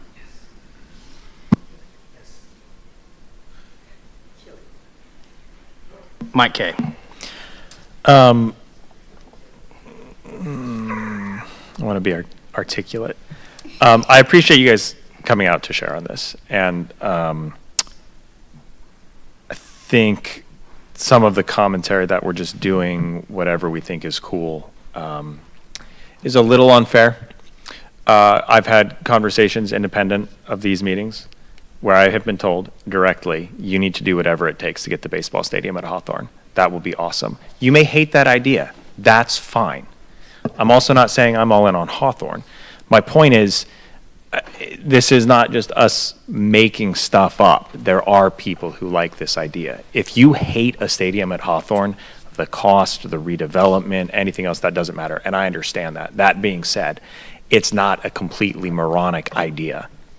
If we redevelop Harry and David, which I've actually thought was interesting and had spoken about improving that before this came up, people will get in their cars, drive to Harry and David Field, watch a baseball game, and leave. There's no redevelopment. There's no one walking to games on the side of Highway 99. There's no businesses or restaurants or retail around there that are going to benefit. That's not redevelopment. Doesn't mean Harry and David is an awful idea, but it's a completely different execution than what we've been discussing. This started with the idea of economic redevelopment in downtown Medford, which we've been talking since dang near I was born about revitalizing downtown Medford. Doing something different means doing something different. This is an option. It's not a silver bullet, and I'm not even saying I'm all in on it. What I am saying is this started as a potential $500 million redevelopment with a stadium, including green space for the park, because we all said we do not want to completely take out all the green space. Potential still to have green space, potential still to have a farmer's market there, also retail and other things. And then to get this deep into it and say we cannot stomach investing can someone run math on what 250,000 of $100 million is? We're talking fractions of a percentage to say, we're not even going to look into it. In my opinion, that is irresponsible. Well, how come you didn't do it? How much was it going to cost? We don't know. How much was the team willing to invest? We don't know. What else could you have put around it? We don't know. We decided not to look into those things. That is irresponsible, in my opinion. I'll add, the Mura money that has been passed through for this is for the purpose of urban renewal and redevelopment. This is being utilized exactly what it was designed to be used for. This was not going to go to streetlights. This was not going to go to other things on the south side of town. What can we do to revitalize our urban core? And that's what we're looking into. And I don't want people to forget, this is my money too. I live in Medford. I pay taxes in Medford. I'm not asking other people to foot this bill. And I spoke with, I think it was Eichner. I'm very, very comfortable personally being excited about something, while in my position as a city councilor, opposing it if it does not make sense for the city. And you can believe me or not believe me when I say that, but just because Mike likes it does not mean it makes the most sense for the city. However, if I'm going to make that decision that it doesn't make sense for the city, I want that to be an informed decision because we did our due diligence and I have the numbers to back it up. I don't want it to be because we were afraid to ask hard questions. Yes. Wait, you taking another bite at the apple? No, just a couple points. I Sure. just wanted to address a couple things. So on the green space issue, because this came up during public commentary, we opened a park in Liberty Park in 2014. So that is there today. There's a park in Liberty Park.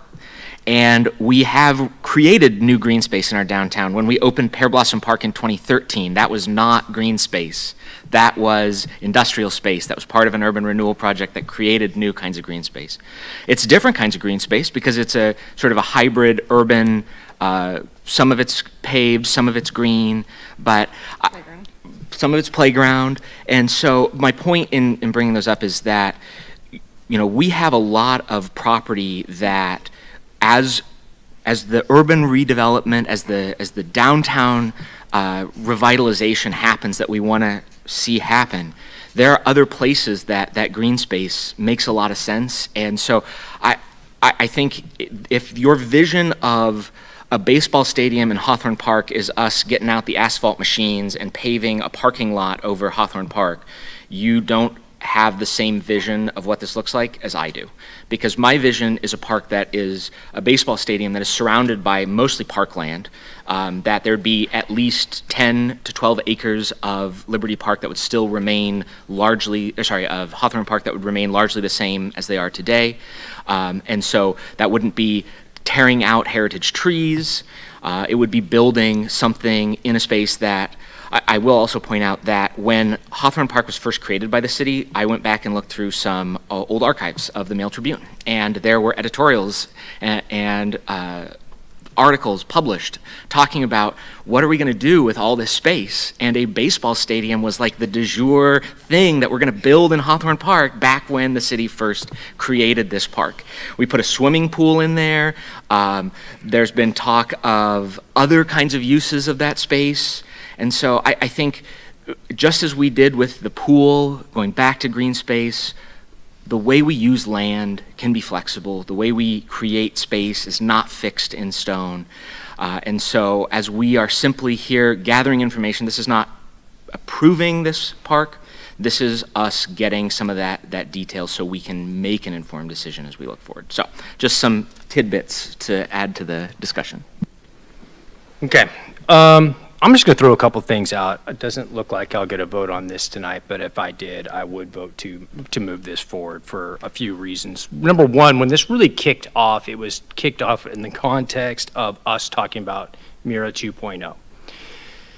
So when it was very first approached about doing this, I spent plenty of time looking at other minor league baseball projects And there's been a lot of talk about that, whether they pencil, don't pencil. And in fact, I think we had an economic analysis that said if you are trying to get ROI on a stadium, that is not going to work, right? So we knew that.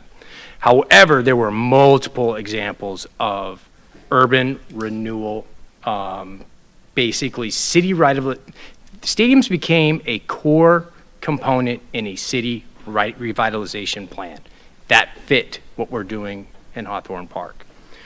The Mira 2.0. And as we've gone through this, what's always the obstacle, right? The obstacle is always money.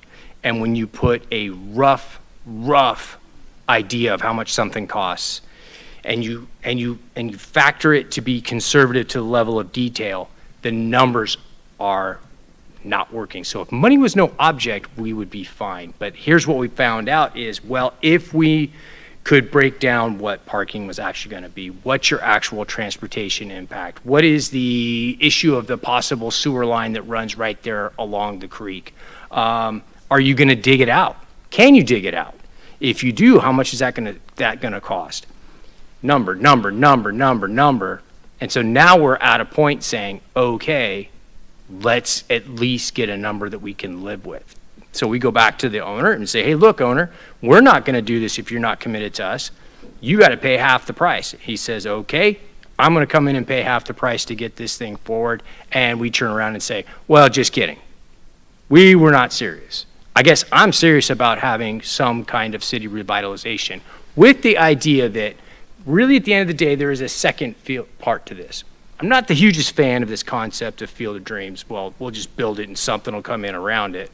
But is there something to actual Harry and David, depending on how you build it? Can you make that work? And that would be irresponsible not to look at that option from a price standpoint, because I'll tell you this right now, there's 120 of these teams that are in the country right now today.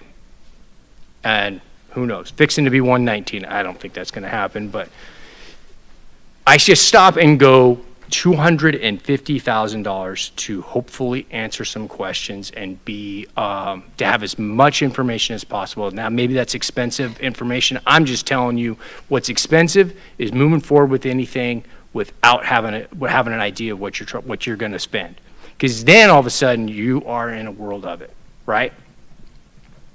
The easy thing to do is to go, don't spend a dime, don't do anything. Let's keep everything exactly the way it is right now, and we will not get into any problem. It's the easiest way to do this.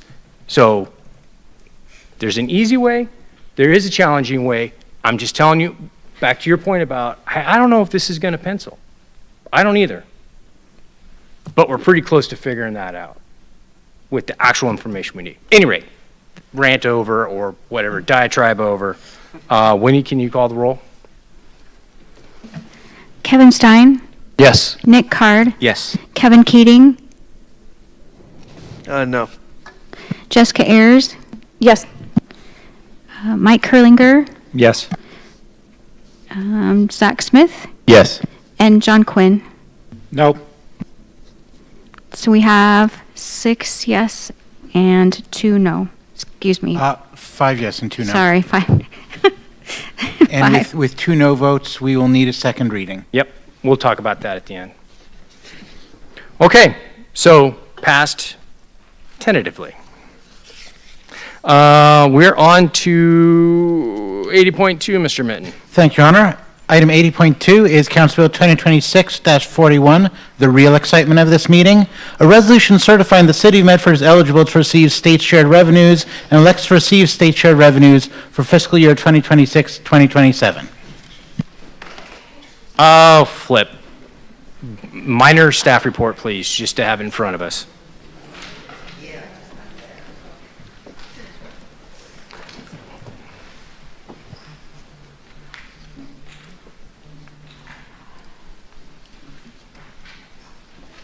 Mayor and Council, Ryan Martin, your Chief Financial Officer, and tonight I'll be presenting the state shared revenue. Just as a reminder, we have to do this annually. So the first thing we have to do is state that we're eligible to receive state shared revenue, which we are. We meet certain criteria that we're allowed to. And then we have to state our desire, which on behalf of myself and our Public Works Director, we desire to receive this revenue. It's estimated to be $9.7 million this fiscal year. The breakdown is $2.15 million to the general fund, $7.4 million to the gas tax fund, and $195,000 to our council community initiative fund. And there's your brief staff report. Great. Mr. West?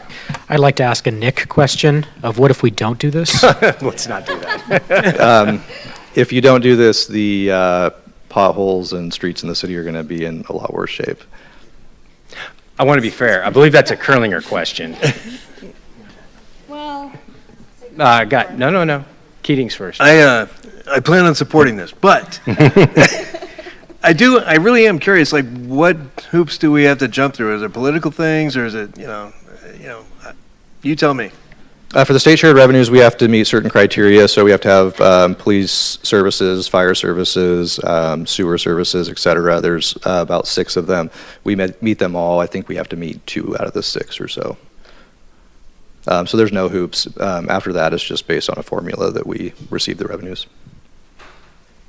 I would just add, as Ryan said, the biggest one of this whole category is gas tax.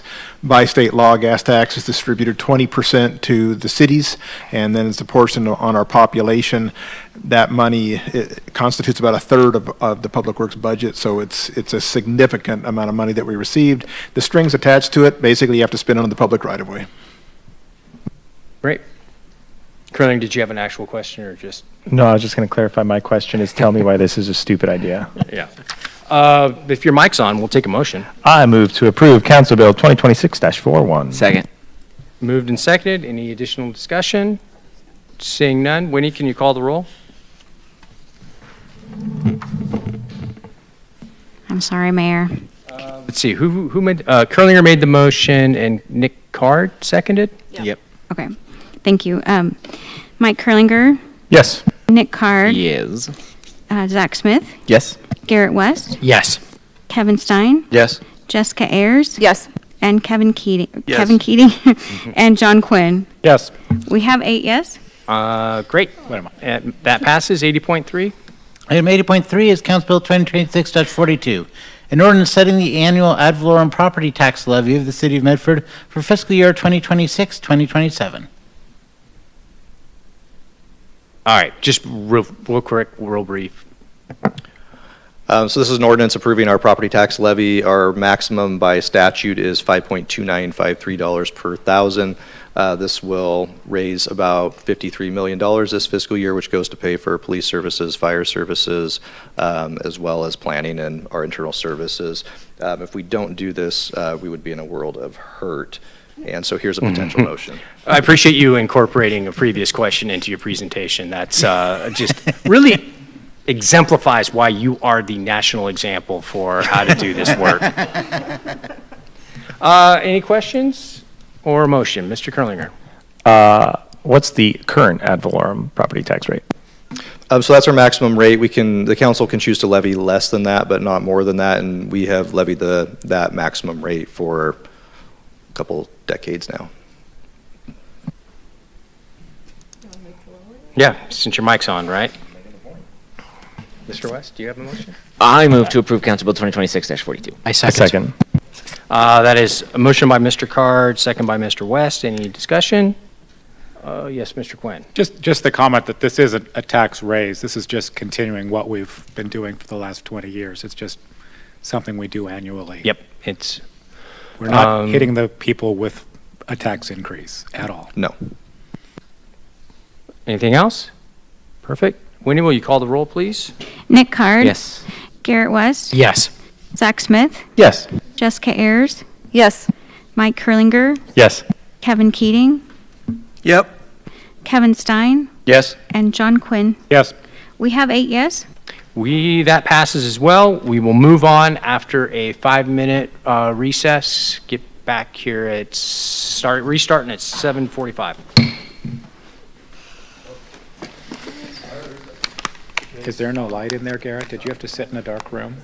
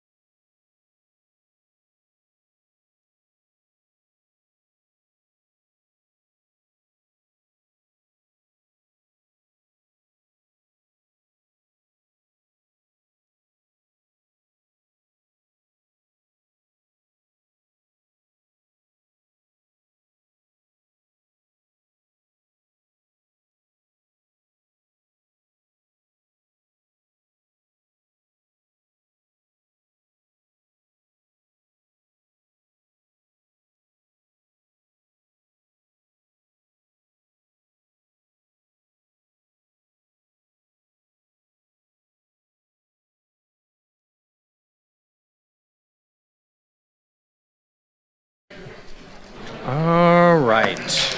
I can introduce. Hey, where's John Vile? He's up there. Okay. Mr. Vile to the podium. Actually, just to your station. We're back in order.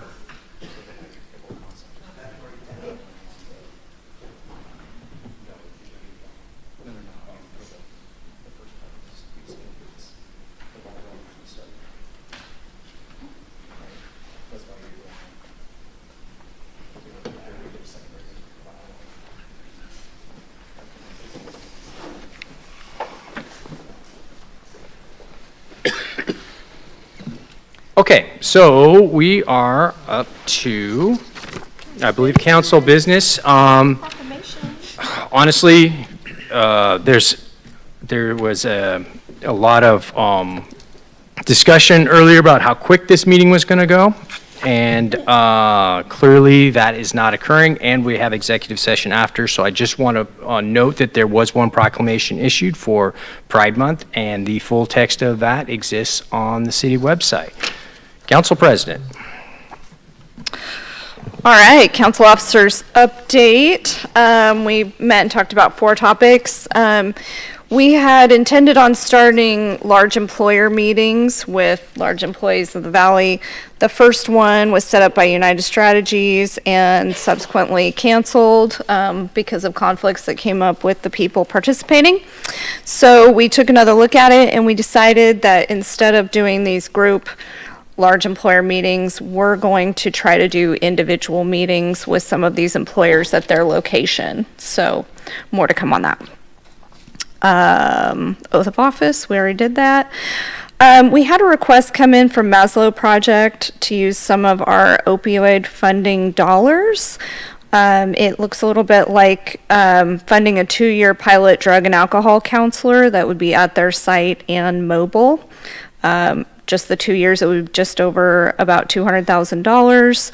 We are expecting to get approximately $5 million over the next 18 years in opioid funding. So this does fit the ticket, but Mr. Minton is going to send out a one-pager detailing the details of what this would look like if anybody has any additional questions. Lastly, we did discuss the potential of having a council liaison for both the DMA board and the new EID board. I've already had Councilor Quinn volunteer to be the DMA board liaison, so if nobody wants to fight him for it, then that's going to stand. And then Mike Kay he volunteered to be the EID liaison, and same thing stands. Voluntold, Mike Kay was voluntold to do this by Ms. President. So then we'll go ahead and move on to committee reports. I just wanted to bring up that Mr. Stein and I attended the Rogue Valley Mentoring event this weekend. I'm going to let him speak to it because he was there for the bulk of the program, and I came through for just the VIP section. So he can speak to what happened. Oh, it's on me for everything now? I wasn't there for the whole day. Okay. You were. Yeah. Yeah, so got invited, and it was a pretty well-attended event. Mr. Curlinger was there as well. It was actually interesting. So Curlinger was there at the beginning, and then at lunchtime you had to go, and then and then you came for a bit. But it was it was really well presented by the Maslow Project and Rogue Valley Mentoring and people that lived in the Valley, kids that lived in the Valley, and their perspective on things.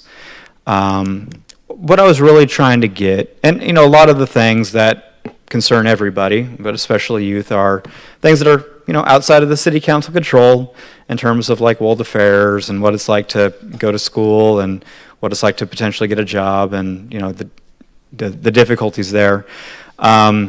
But one of the things I was trying to get is what can a city do, right, to get better involvement, right, to get those voices. And, there was a little bit of talk here about, more from the adult voices of what's going on. And there can be a lot of concerns there as we put out a lot of information, and, the world is just a different place than it was years ago, where everyone's watching the 5 o'clock and the 6 o'clock news and reading the newspaper. But there was a really good thoughts about what could we do as council or as a city to engage directly, right? It's one thing to say, oh, come to city council, but what could we do, as individuals to work with the school district and, go to a social studies or a history class or whatever that, civics, whatever it might be, and just, have an open dialogue with them about how things work, what we do, what the city does. I really enjoyed that. It's us coming to them, and we try to do that a little bit with the way we do with, town halls, with trying to go to certain locations close to them. But I thought it was really good. I hope there's a way we can take that up, and maybe in the future finding a way. And I think there was, Mr. Keating has found a way to do that.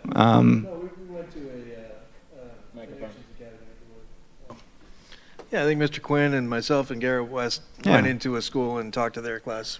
Yeah, so It's a good idea. It's difficult because obviously we have jobs and finding a way to get there, but I think there's a lot of value from it. A little bit from our side, but I think a lot from their side too.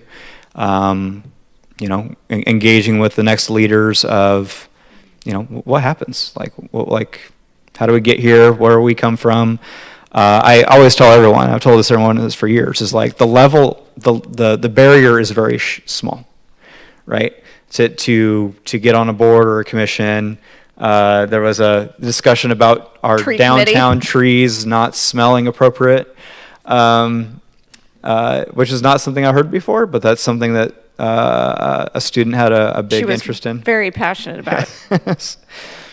So, like I said, a good credit to the nonprofits for putting that stuff on and the work they do.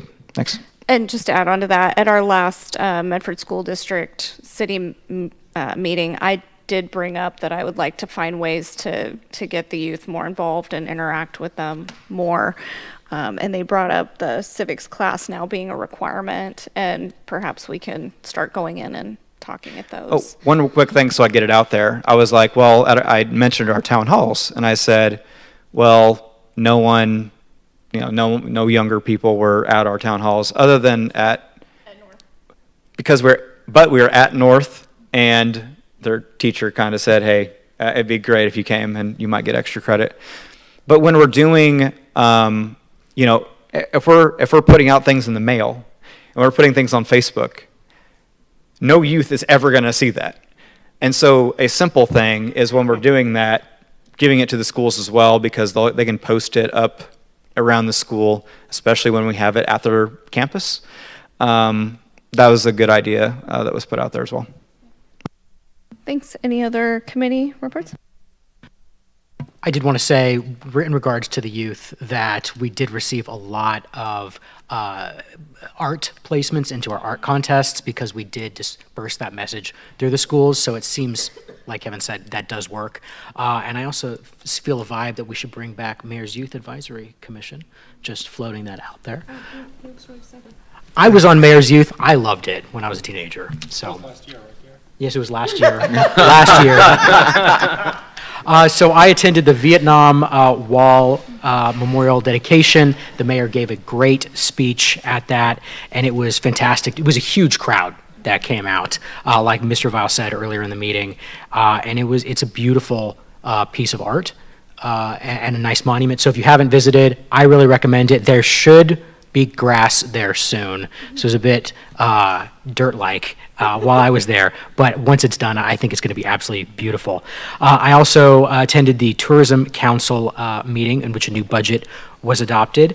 For everyone's information, Savor Southern Oregon will be on June 12th through 13th over at Bigham Knoll. So that's the last event on their calendar year. And then today I attended the Medford Water Commission meeting, and they adopted a budget summary of $93 million. So thank you. Mr. Card? Okay. So as a question, 93, I mean, clearly, I have a guess in my head, but how much of that is capital improvement? Did you make a note of that? Let's see.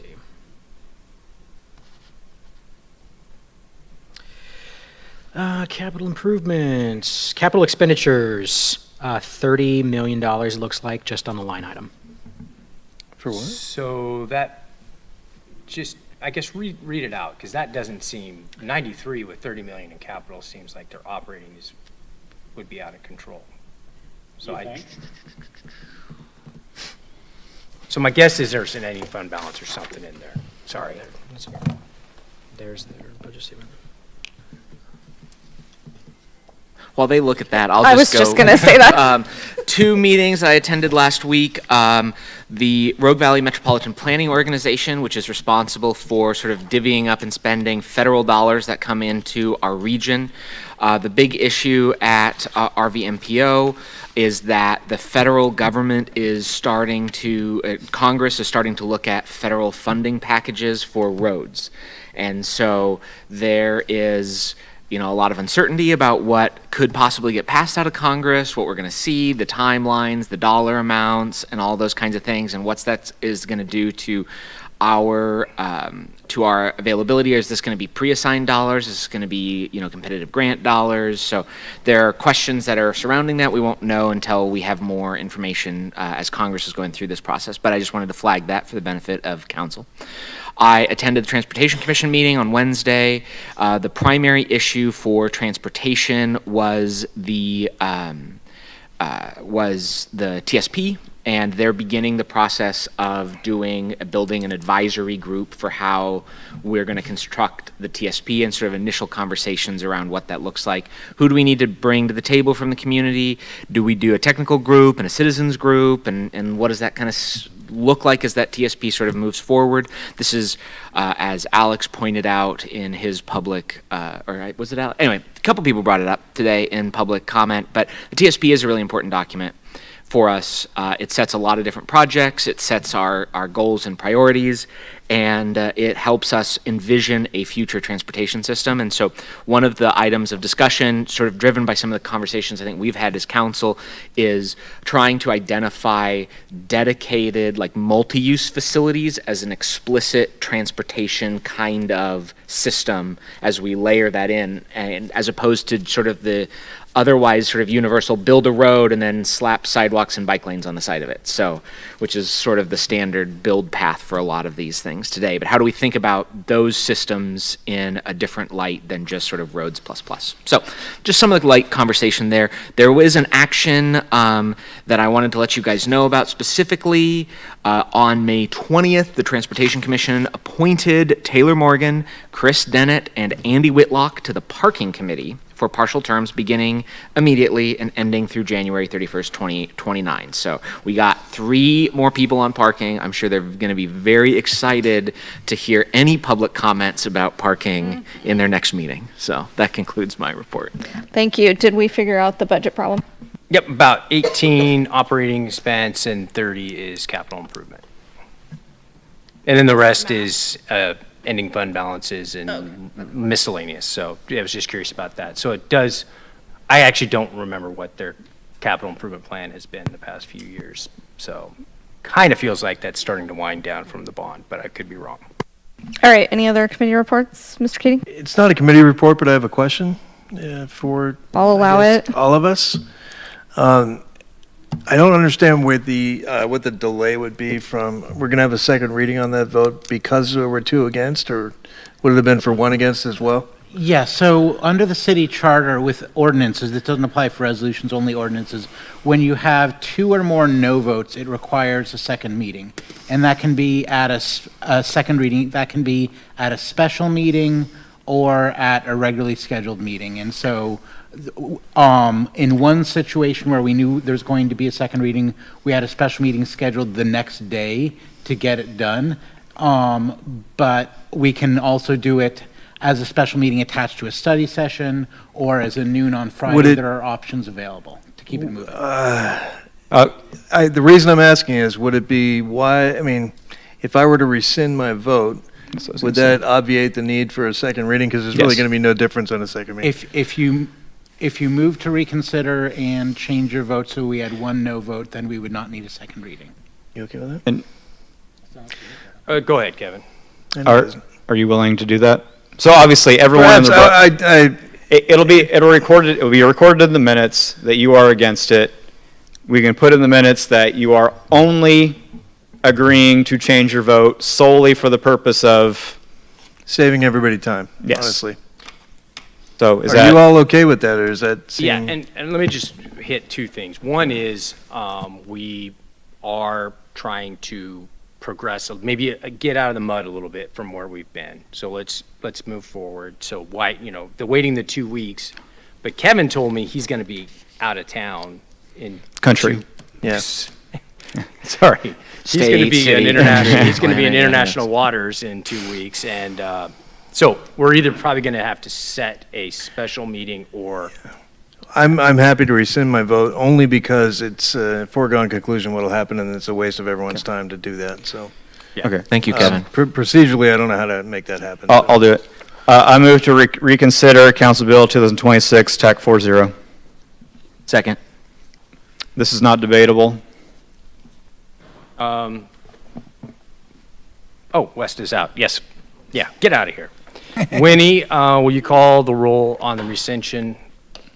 So just for clarification, a yes vote means we reconsider the vote that we took on the Council Bill 2026-40. architectural Main motion design. as it was Yes. formed. Yep. Are you ready? Okay. Sorry. Kevin Stein, Yes.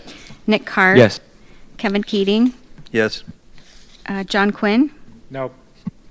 Zach Smith, Yes. Mike Kurlinger, Yes. and Jessica Ayers. Yes. So we have 6 yes and 1 no. Okay, so the prior vote is rescinded, and then we can have a new motion and vote on 80.1. I move to approve Council Bill 2026 TAC 40. Second. So that is Kevin and Nick. You know what you're doing, Kevin Keating, on this? I'm going to You vote. can vote to abstain. Just abstain. Fair enough. Oh, I'm sorry. Do what you want, but Winnie, will you call the roll? Kevin Stein, Yes. Nick Card, Yes. Jessica Ayers, Yes. Kevin Keating, Abstain. Mike Kurlinger, Yes. John Quinn, No. and Zach Smith. Yes. So we have 5 yes, 1 no, and 1 abstention. We do not need a second reading. That item passes. Okay. Does Garrett count as an abstention as well? Okay. Again, even if spooky it Garrett was goes- 2 weeks, if it's not time critical and you want your vote to record as such, we don't, it's fine. Just this one, we're got a little time issue going. I'll just say thank you, Kevin. I appreciate that. Thank you for thinking of our time. Mr. Stein has done this for us before. I appreciate it anytime we do this. Your vote is recorded and heard, and we appreciate your procedural willingness. I had a little thing. So I obviously went to the Vietnam Wall. Mr. Quinn went as well. Again, agreeing with everyone else. It was very nice. I was a little surprised Mr. Schleining did not that I didn't think that he would do a good job, but he really touched on, Ron Cole. All the credit to Ron Cole. I was in the audience in 2014 when Ron Cole and Sal Esquivel came and they talked about wanting to do it, and the council agreeing to it, and spending 12 years to get something done is not something you see a lot for a couple reasons. Usually people will give up, right? If things are difficult, they will find something else to do. So the persistence that Ron Cole had in his speech was just fantastic. Really captured the moment and what that means to people of that age, people that were drafted and served and lost people they went to high school with and family members, and it's a really it's a really neat asset that we have in Medford.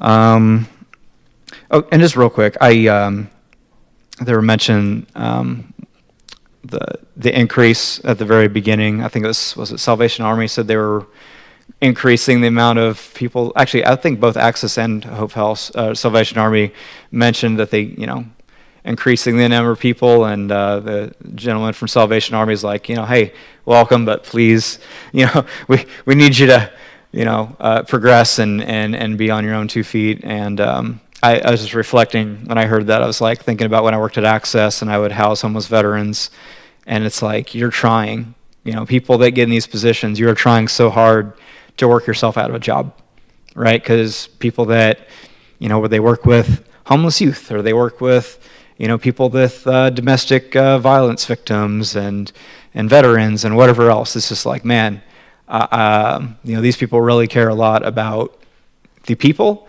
but they wish the work wasn't needed. And the fact of the matter, the work is needed, and I'm really happy the council has put forward all the different funding to help, food, clothes, house so many people. And we'll never know their names, but we know they exist, and being able to help these nonprofits is a big thing, which is something to think about as we are in the Vision Committee. What is the name of this? Vision Implementation. The fund, the Vision Fund. Vision Fund. What are you talking about? Council Community Initiative Fund. Oh. Oh boy, we changed the name a couple Retired, times, and I was. Kevin? So yeah. Wrap it up. Anyway, funds are something to think about as we do Council Community Initiative funds, and we do generally spend some money helping out those that help out those in need. Thank you, Kevin. Thank you. Are we done with committee reports? So my portion is over. Let's move on, Mayor. Okay, so we have a staff report from city manager in regards to after action on Mountaintop. We do still have probably some time to spend in executive session, so yeah, Mayor, I'm not going to push you to go super fast, but if we've got a lot of stuff that we need to debate, maybe we can pick it up. Hey, John, maybe you just read it, word by word, Yeah. right? Well, long story short is, however late you guys want to stay, I can stay. But if you guys are getting antsy, but I just want to make sure we give this the time it needs. Thank you, Mayor. Mayor, Council, John Vile, your interim city manager. On May 20th, I did provide an after-action report regarding the Mountaintop appeal. You have, that was provided to you previously, and I provided hard copies again to you today on the dais. To just quickly summarize what this original application was, is a revision to a PUD that was located north of Vista Point Drive and east of McAndrews Road up in the foothills of East Medford.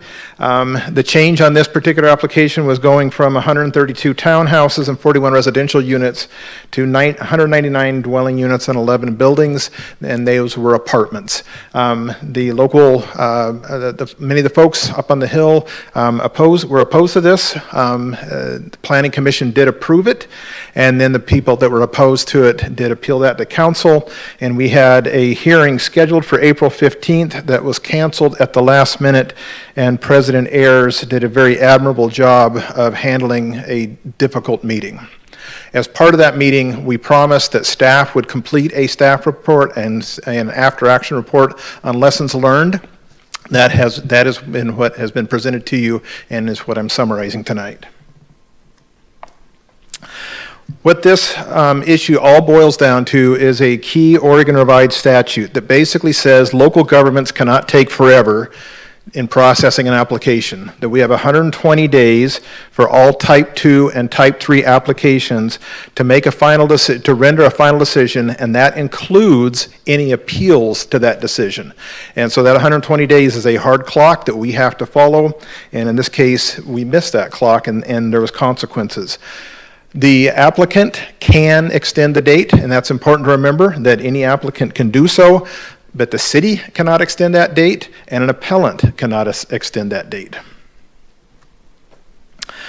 So what this schedule here shows is our standard schedule. Ms. Aiken and her staff do a very good job of managing this complex process, and they have a standard schedule that basically shows that we will issue a final order on day 75 to day 70 of the entire process. This leaves over 50 days to process any appeals. As noted in the second line here, that's what our standard schedule is, but in practice, we actually beat that. We beat it by 9 to 14 days, depending on where the schedule falls, and our average time it takes to get to a final order is about 61 days. So we do very well in meeting the standard schedule and doing this. As noted here and in the report, we do have a few times where we exceed the 120-day time period for Type 2 and Type 3 applications. In every case except one, 13th, and then the applicant came to us. They were not ready for the November 13th meeting, so they requested to extend the hearing date to January 8th. So if you take January 8th and you add 56 days to that, the new 120-day clock is now March 21st and 2026. So as we prepared for the January 8th meeting, we did have a staff error where we failed to properly notice the January 8th meeting, and that caused a 14-day delay where we had to move the January 8th meeting to January 22nd. What I want to demonstrate here and what we did in the report is be clear, though, that error did not cause us to miss the 120-day window. By moving that the 8th, January 8th to January 22nd, this chart shows how everything slides to the right, but we still could have a city council appeal hearing on March 18th. Remember, the 120 day is March 21st, so we still could have completed the 120-day clock, had a council appeal, and completed this action in time. However, there was a twist. At the January 22nd meeting, the Planning Commission granted a request to leave the record open for 35 days. When that request was made and that request was granted, it guaranteed that we could not meet the 120 days. That was not going to be possible. We did not raise a concern at that meeting saying, wait a minute, don't do this. And that has traditionally been our approach. And the reason that we have not taken that position is because it will start to feel like we're either coaching the applicant on how to win this action or coaching the appellant on how to win this action. And so we have traditionally simply stayed quiet.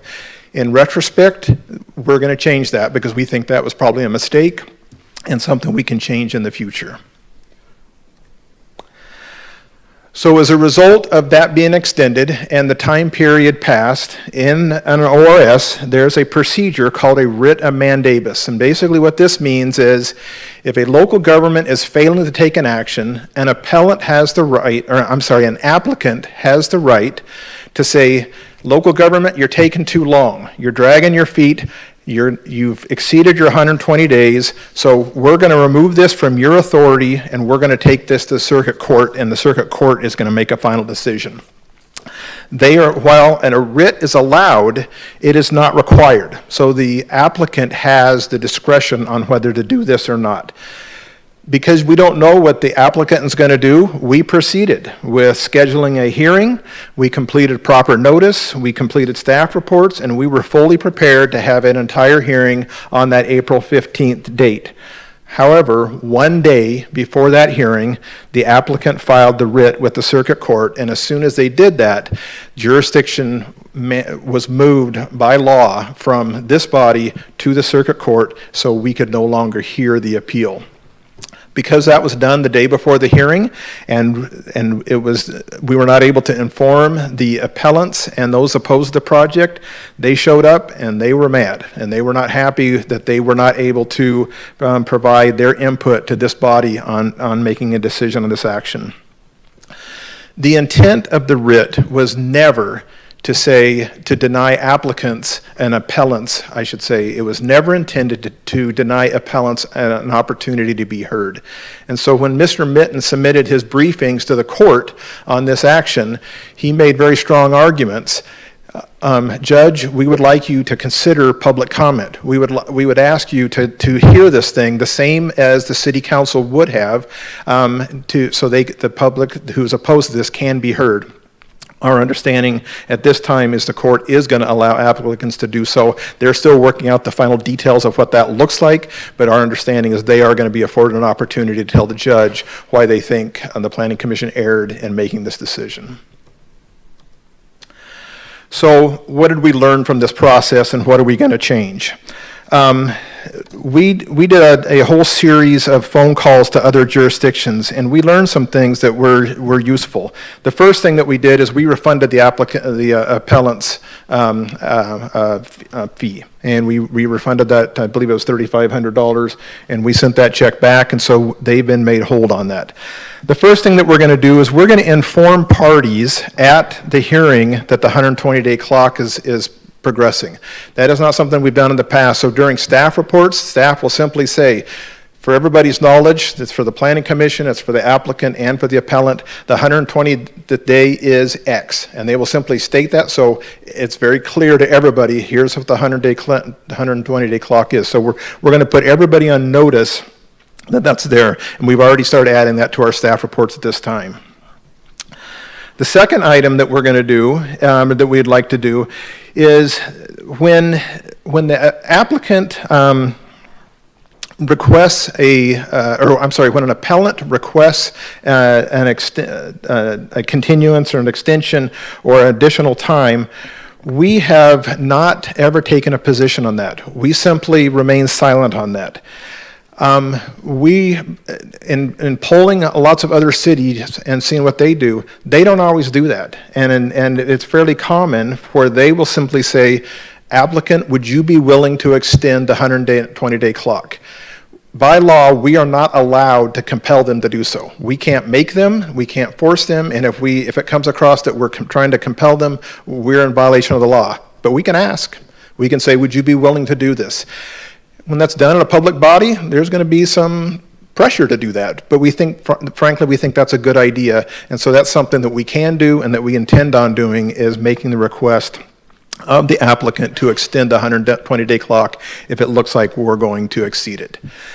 The next item that we're going to do is there's two ways to extend the time period for an appellant to introduce additional information onto the record. One is to continue the hearing. And typically when you continue the hearing, it's continued for 14 days. The second way to do it is you leave the record open. The way the law reads, by leaving the record open, you have these 7 time frames where there's 7 days to leave it open, there's 7 days for the applicant to respond, and the bottom line is when you leave the record open, you end up with 28 days. Those time frames don't extend the 120-day clock. We have never been in a position where we've asked made a request versus continuing the hearing versus leaving the record open. From this point forth, we are going, if it looks like the clock is going to be exceeded and the 120-day is not going to be met, we're going to request that we continue hearings instead of leaving the record open. I believe I have a question, Your Honor. I'm really sorry, but it's relevant to the discrepancy between those two, and I don't want to lose my question. Can you briefly, and if you can't do it briefly, that's fine, we'll talk later. If the hearing is continued, rather than leaving the record open, can new evidence still be brought forward at the next meeting 14 days later? Yes, and Mr. Mitten loves to explain this. Yes, so when it's continued, the public hearing is continued, and so the public hearing is completed at the second of those two meetings. Because the statute's about requesting more times, it talks about the initial public hearing. So when the hearing is continued, anyone can come and talk live or submit documents at the second of those two meetings 14 days later. But it all happens simultaneously instead of in this staged process, like when you keep the record open. The bottom line is when somebody wants to add additional information, there's two ways to do it. Continue the hearing or leave the record open. Continuing the hearing it shortens that time period. You still got 2 weeks, but it shortens the time period and it makes it more, the likelihood of us exceed 120 days less. So we think that's a good idea to suggest. So the benefit to leaving the record open is rather than in a public meeting, someone comes back and says, I think this, and then in the moment, the applicant or appellant has a chance to respond. Someone puts stuff in, they get 7 days to look at it, they have 7 days, then they can put their stuff in. So it creates more breathing room for them to review and prep. Is that basically the benefit to keeping the record open rather than continuing the hearing? Keeping the record open, if you've got lawyers involved and they want to send briefing back and forth, it provides for more orderly briefing. But if it's just a matter of meeting the legal standards and letting someone scrounge up some more evidence, continuing the hearing is legally sufficient. And then the last item. Let me just add on that. I'm sorry, go ahead. Do you think if you say fine, if you're not going to let me just make sure that I understood the how you're going to do. It's like somebody requests the record be left open. You ask the applicant, are you willing to do that? They say no. Then you say, because we have to grant them additional time, correct? Right. 7 days minimum. If it's the first hearing, we can't say no. We can only choose one of the two paths. So at which point you say, fine, we'll continue it.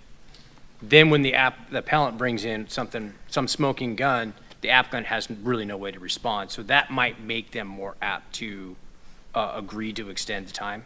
Absolutely. If they want, if you've got people lawyered up and they want to have structured briefing, the applicant may realize that the structured briefing is their way to have the last word instead of being ambushed at the second hearing, and they'll probably agree to toll the time. Okay. But we're not compelling them. No, we're just right. incentivizing. Yep. And then the last recommendation that we have and lessons learned is a suggested code change. So currently, the way that we do this is when the clock is getting tight and it's time to schedule another hearing, the way that we hold them on regularly scheduled hearings, on regularly scheduled dates. And we don't do that because this is the date, you have to do it then. The reason we do that is because the code tells us we have to. And so when it states that appeals may only occur at the next regularly scheduled meeting of the appeal body. So by law, by city code, we have to wait until the next meeting. What we learned in calling some other cities is they have special meetings. Our code currently doesn't allow special meetings. And so one of our suggestions is now that we want to change the code to where it says the next regular meeting or a specially noticed meeting of the appeal body. And so add some language to where we can add a meeting, an emergency meeting, if we need to avoid exceeding the clock. Mr. Vile, do you need a motion from us to initiate a code amendment? Yes, that would be great. Go ahead. 2 quick questions. One, so if the appellant is going to request to leave the record open and the applicant declines to toll the deadline, I think, especially if it's the first meeting, we don't have the option to tell them, no, you cannot leave the record open. At that time, will we tell the appellant, if you do this, we may not hit the deadline. Would you like to continue with this course of action? I think one of the lessons we learned is we do need to communicate more. We need to be careful in not coaching, because we don't want to try to coach appellants on how to beat applicants' land use actions. But I think having the rules understood by everybody on what the commission decisions mean is something, a lesson that I think we've learned, that we're going to take steps to do that. So I don't know, that's probably a long way to say, if the circumstances warrant it, we would probably say a comment about that.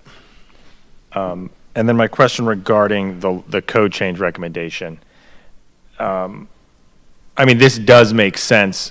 Do we have any history, Mr. Minton, of, it seems to me at some point there may have been something in the code that did allow special meetings, and then an applicant didn't like what was happening, and so he went and he talked to the city manager at the time and said, hey, just do a special meeting, and they noticed it as quickly as they could. And then, is there a reason why we do not allow special meetings? Do we have a history of that in our code?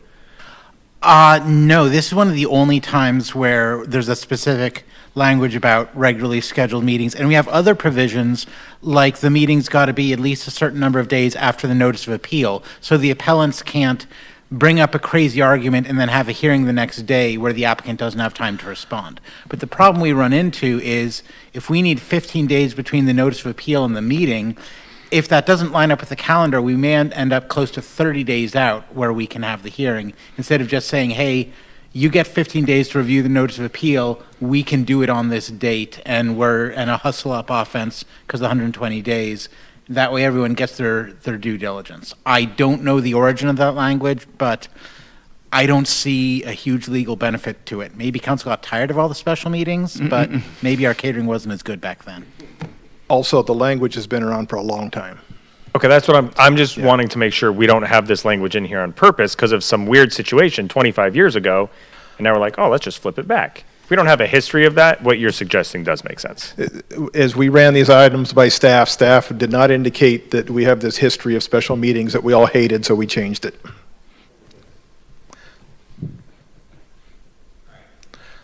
Kevin, you got a quick one? Or? Yeah. It seems like the other things that are happening will make it where the code change thing doesn't matter, where we won't have to do the appropriately noticed special meeting. It seems like, but this is basically the break glass in case of emergency option to make sure that it gets done within that time frame. I think you're right. I think these other things are much less likely. And also remember, as I noted before, this is the first time in over 20 years that a writ has been, that we don't have a pattern of doing this. This is not a big historical problem. Yeah. But all those that were at that hearing recognize we don't want to repeat that. That wasn't very fun for anybody, and we don't want to have that happen again. So we want to do a boots and suspenders package and looking at how we can avoid that. And so most likely when it comes to this, it's going to be to the council. So the council would have to come up with a day they'll be available that would not be that regular scheduled day, whether it be a Wednesday or Thursday or whatever day that we can get some people together that might not otherwise be ready for a, nice night of government business. I understand Jessica likes 7 a.m. on Sunday mornings. Does everyone, first of all, I think this is very complete, easy to understand, and very well done, explaining where it went wrong and the options that we have to correct that. Other than the code change, just 2 seconds. I think everyone's pretty clear, but Quinn, do you have a question here? Yeah, I support all five. And thanks, Zach. I support all five of these things. If we need a vote, great, I'm for it. The reason I like B and C and D is not necessarily this situation, but not every applicant or appellant is sophisticated and represented by very expensive counsel from Portland, wherever, doesn't matter. Counsel. So I think because the playing field isn't necessarily level for every single party, it's good to give everyone a heads up because they might not immediately know it. And also the thing about the distinction between continuance and keeping the record open and what that does to the 120 days is good to let people know. And I don't really have a problem with C. I don't think it's coercive. But I just want to emphasize that this is not, we're not doing B and D because this is a falling on the sword situation. Everything we did would have been fine if their hired counsel hadn't asked to keep the record open. That's what blew the time. And I think it was very unfortunate that whoever was telling the troubled people who joined us on the day of the appeal that it was the city, and shame on you.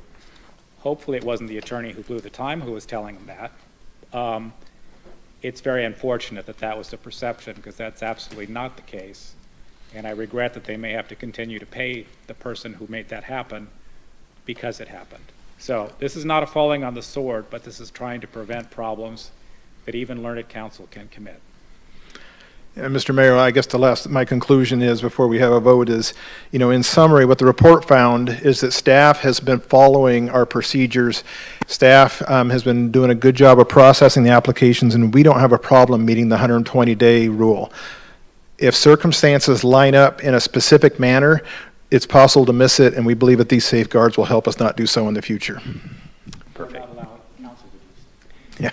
Eric, I think we have a motion here, but do you have something I important? just briefly wanted to address Mr. Stein's concern about. Sorry, everything you say is important. I apologize for asking that. I'll keep it real quick. I appreciate the concerns about special meetings being on random days, and you are volunteers, but this would allow us to have a special meeting on a study session date where you're going to be here anyway, and that can save us 7 to 14 days depending on where we are in the month. Perfect. Like I said, let's have Don't it start moving. on that, no. All right, Mr. West. I move to initiate a code amendment to Medford Municipal Code, Chapter 10, consistent with the foregoing conversation. Second. All right, motion and second. Anything really? I want to make a comment. Nick wants to read the motion he just Yeah. written. Well, the reason why I wanted to make a motion here is because this is a Ward 4 issue that has been obviously very important to my constituents. Kevin and I have spent quite a bit of time talking with people concerning this. John, thank you for going through this. I appreciate you coming up with items. What we heard from a lot of the community was, oh, this is just going to be a cover your ass kind of report. And what we told them was, no, like if I know anything about John and Eric, they're going to dive into this and really come up with good answers. And I think this is a perfect example of that kind of leadership that we have from you and your staff. So, John, thank you. Eric, thank you. This is a great report. I'm glad we have some actionable items to come out of this. And I think that'll help us as we move forward and, like you said, to prevent it next time. So I'm in favor.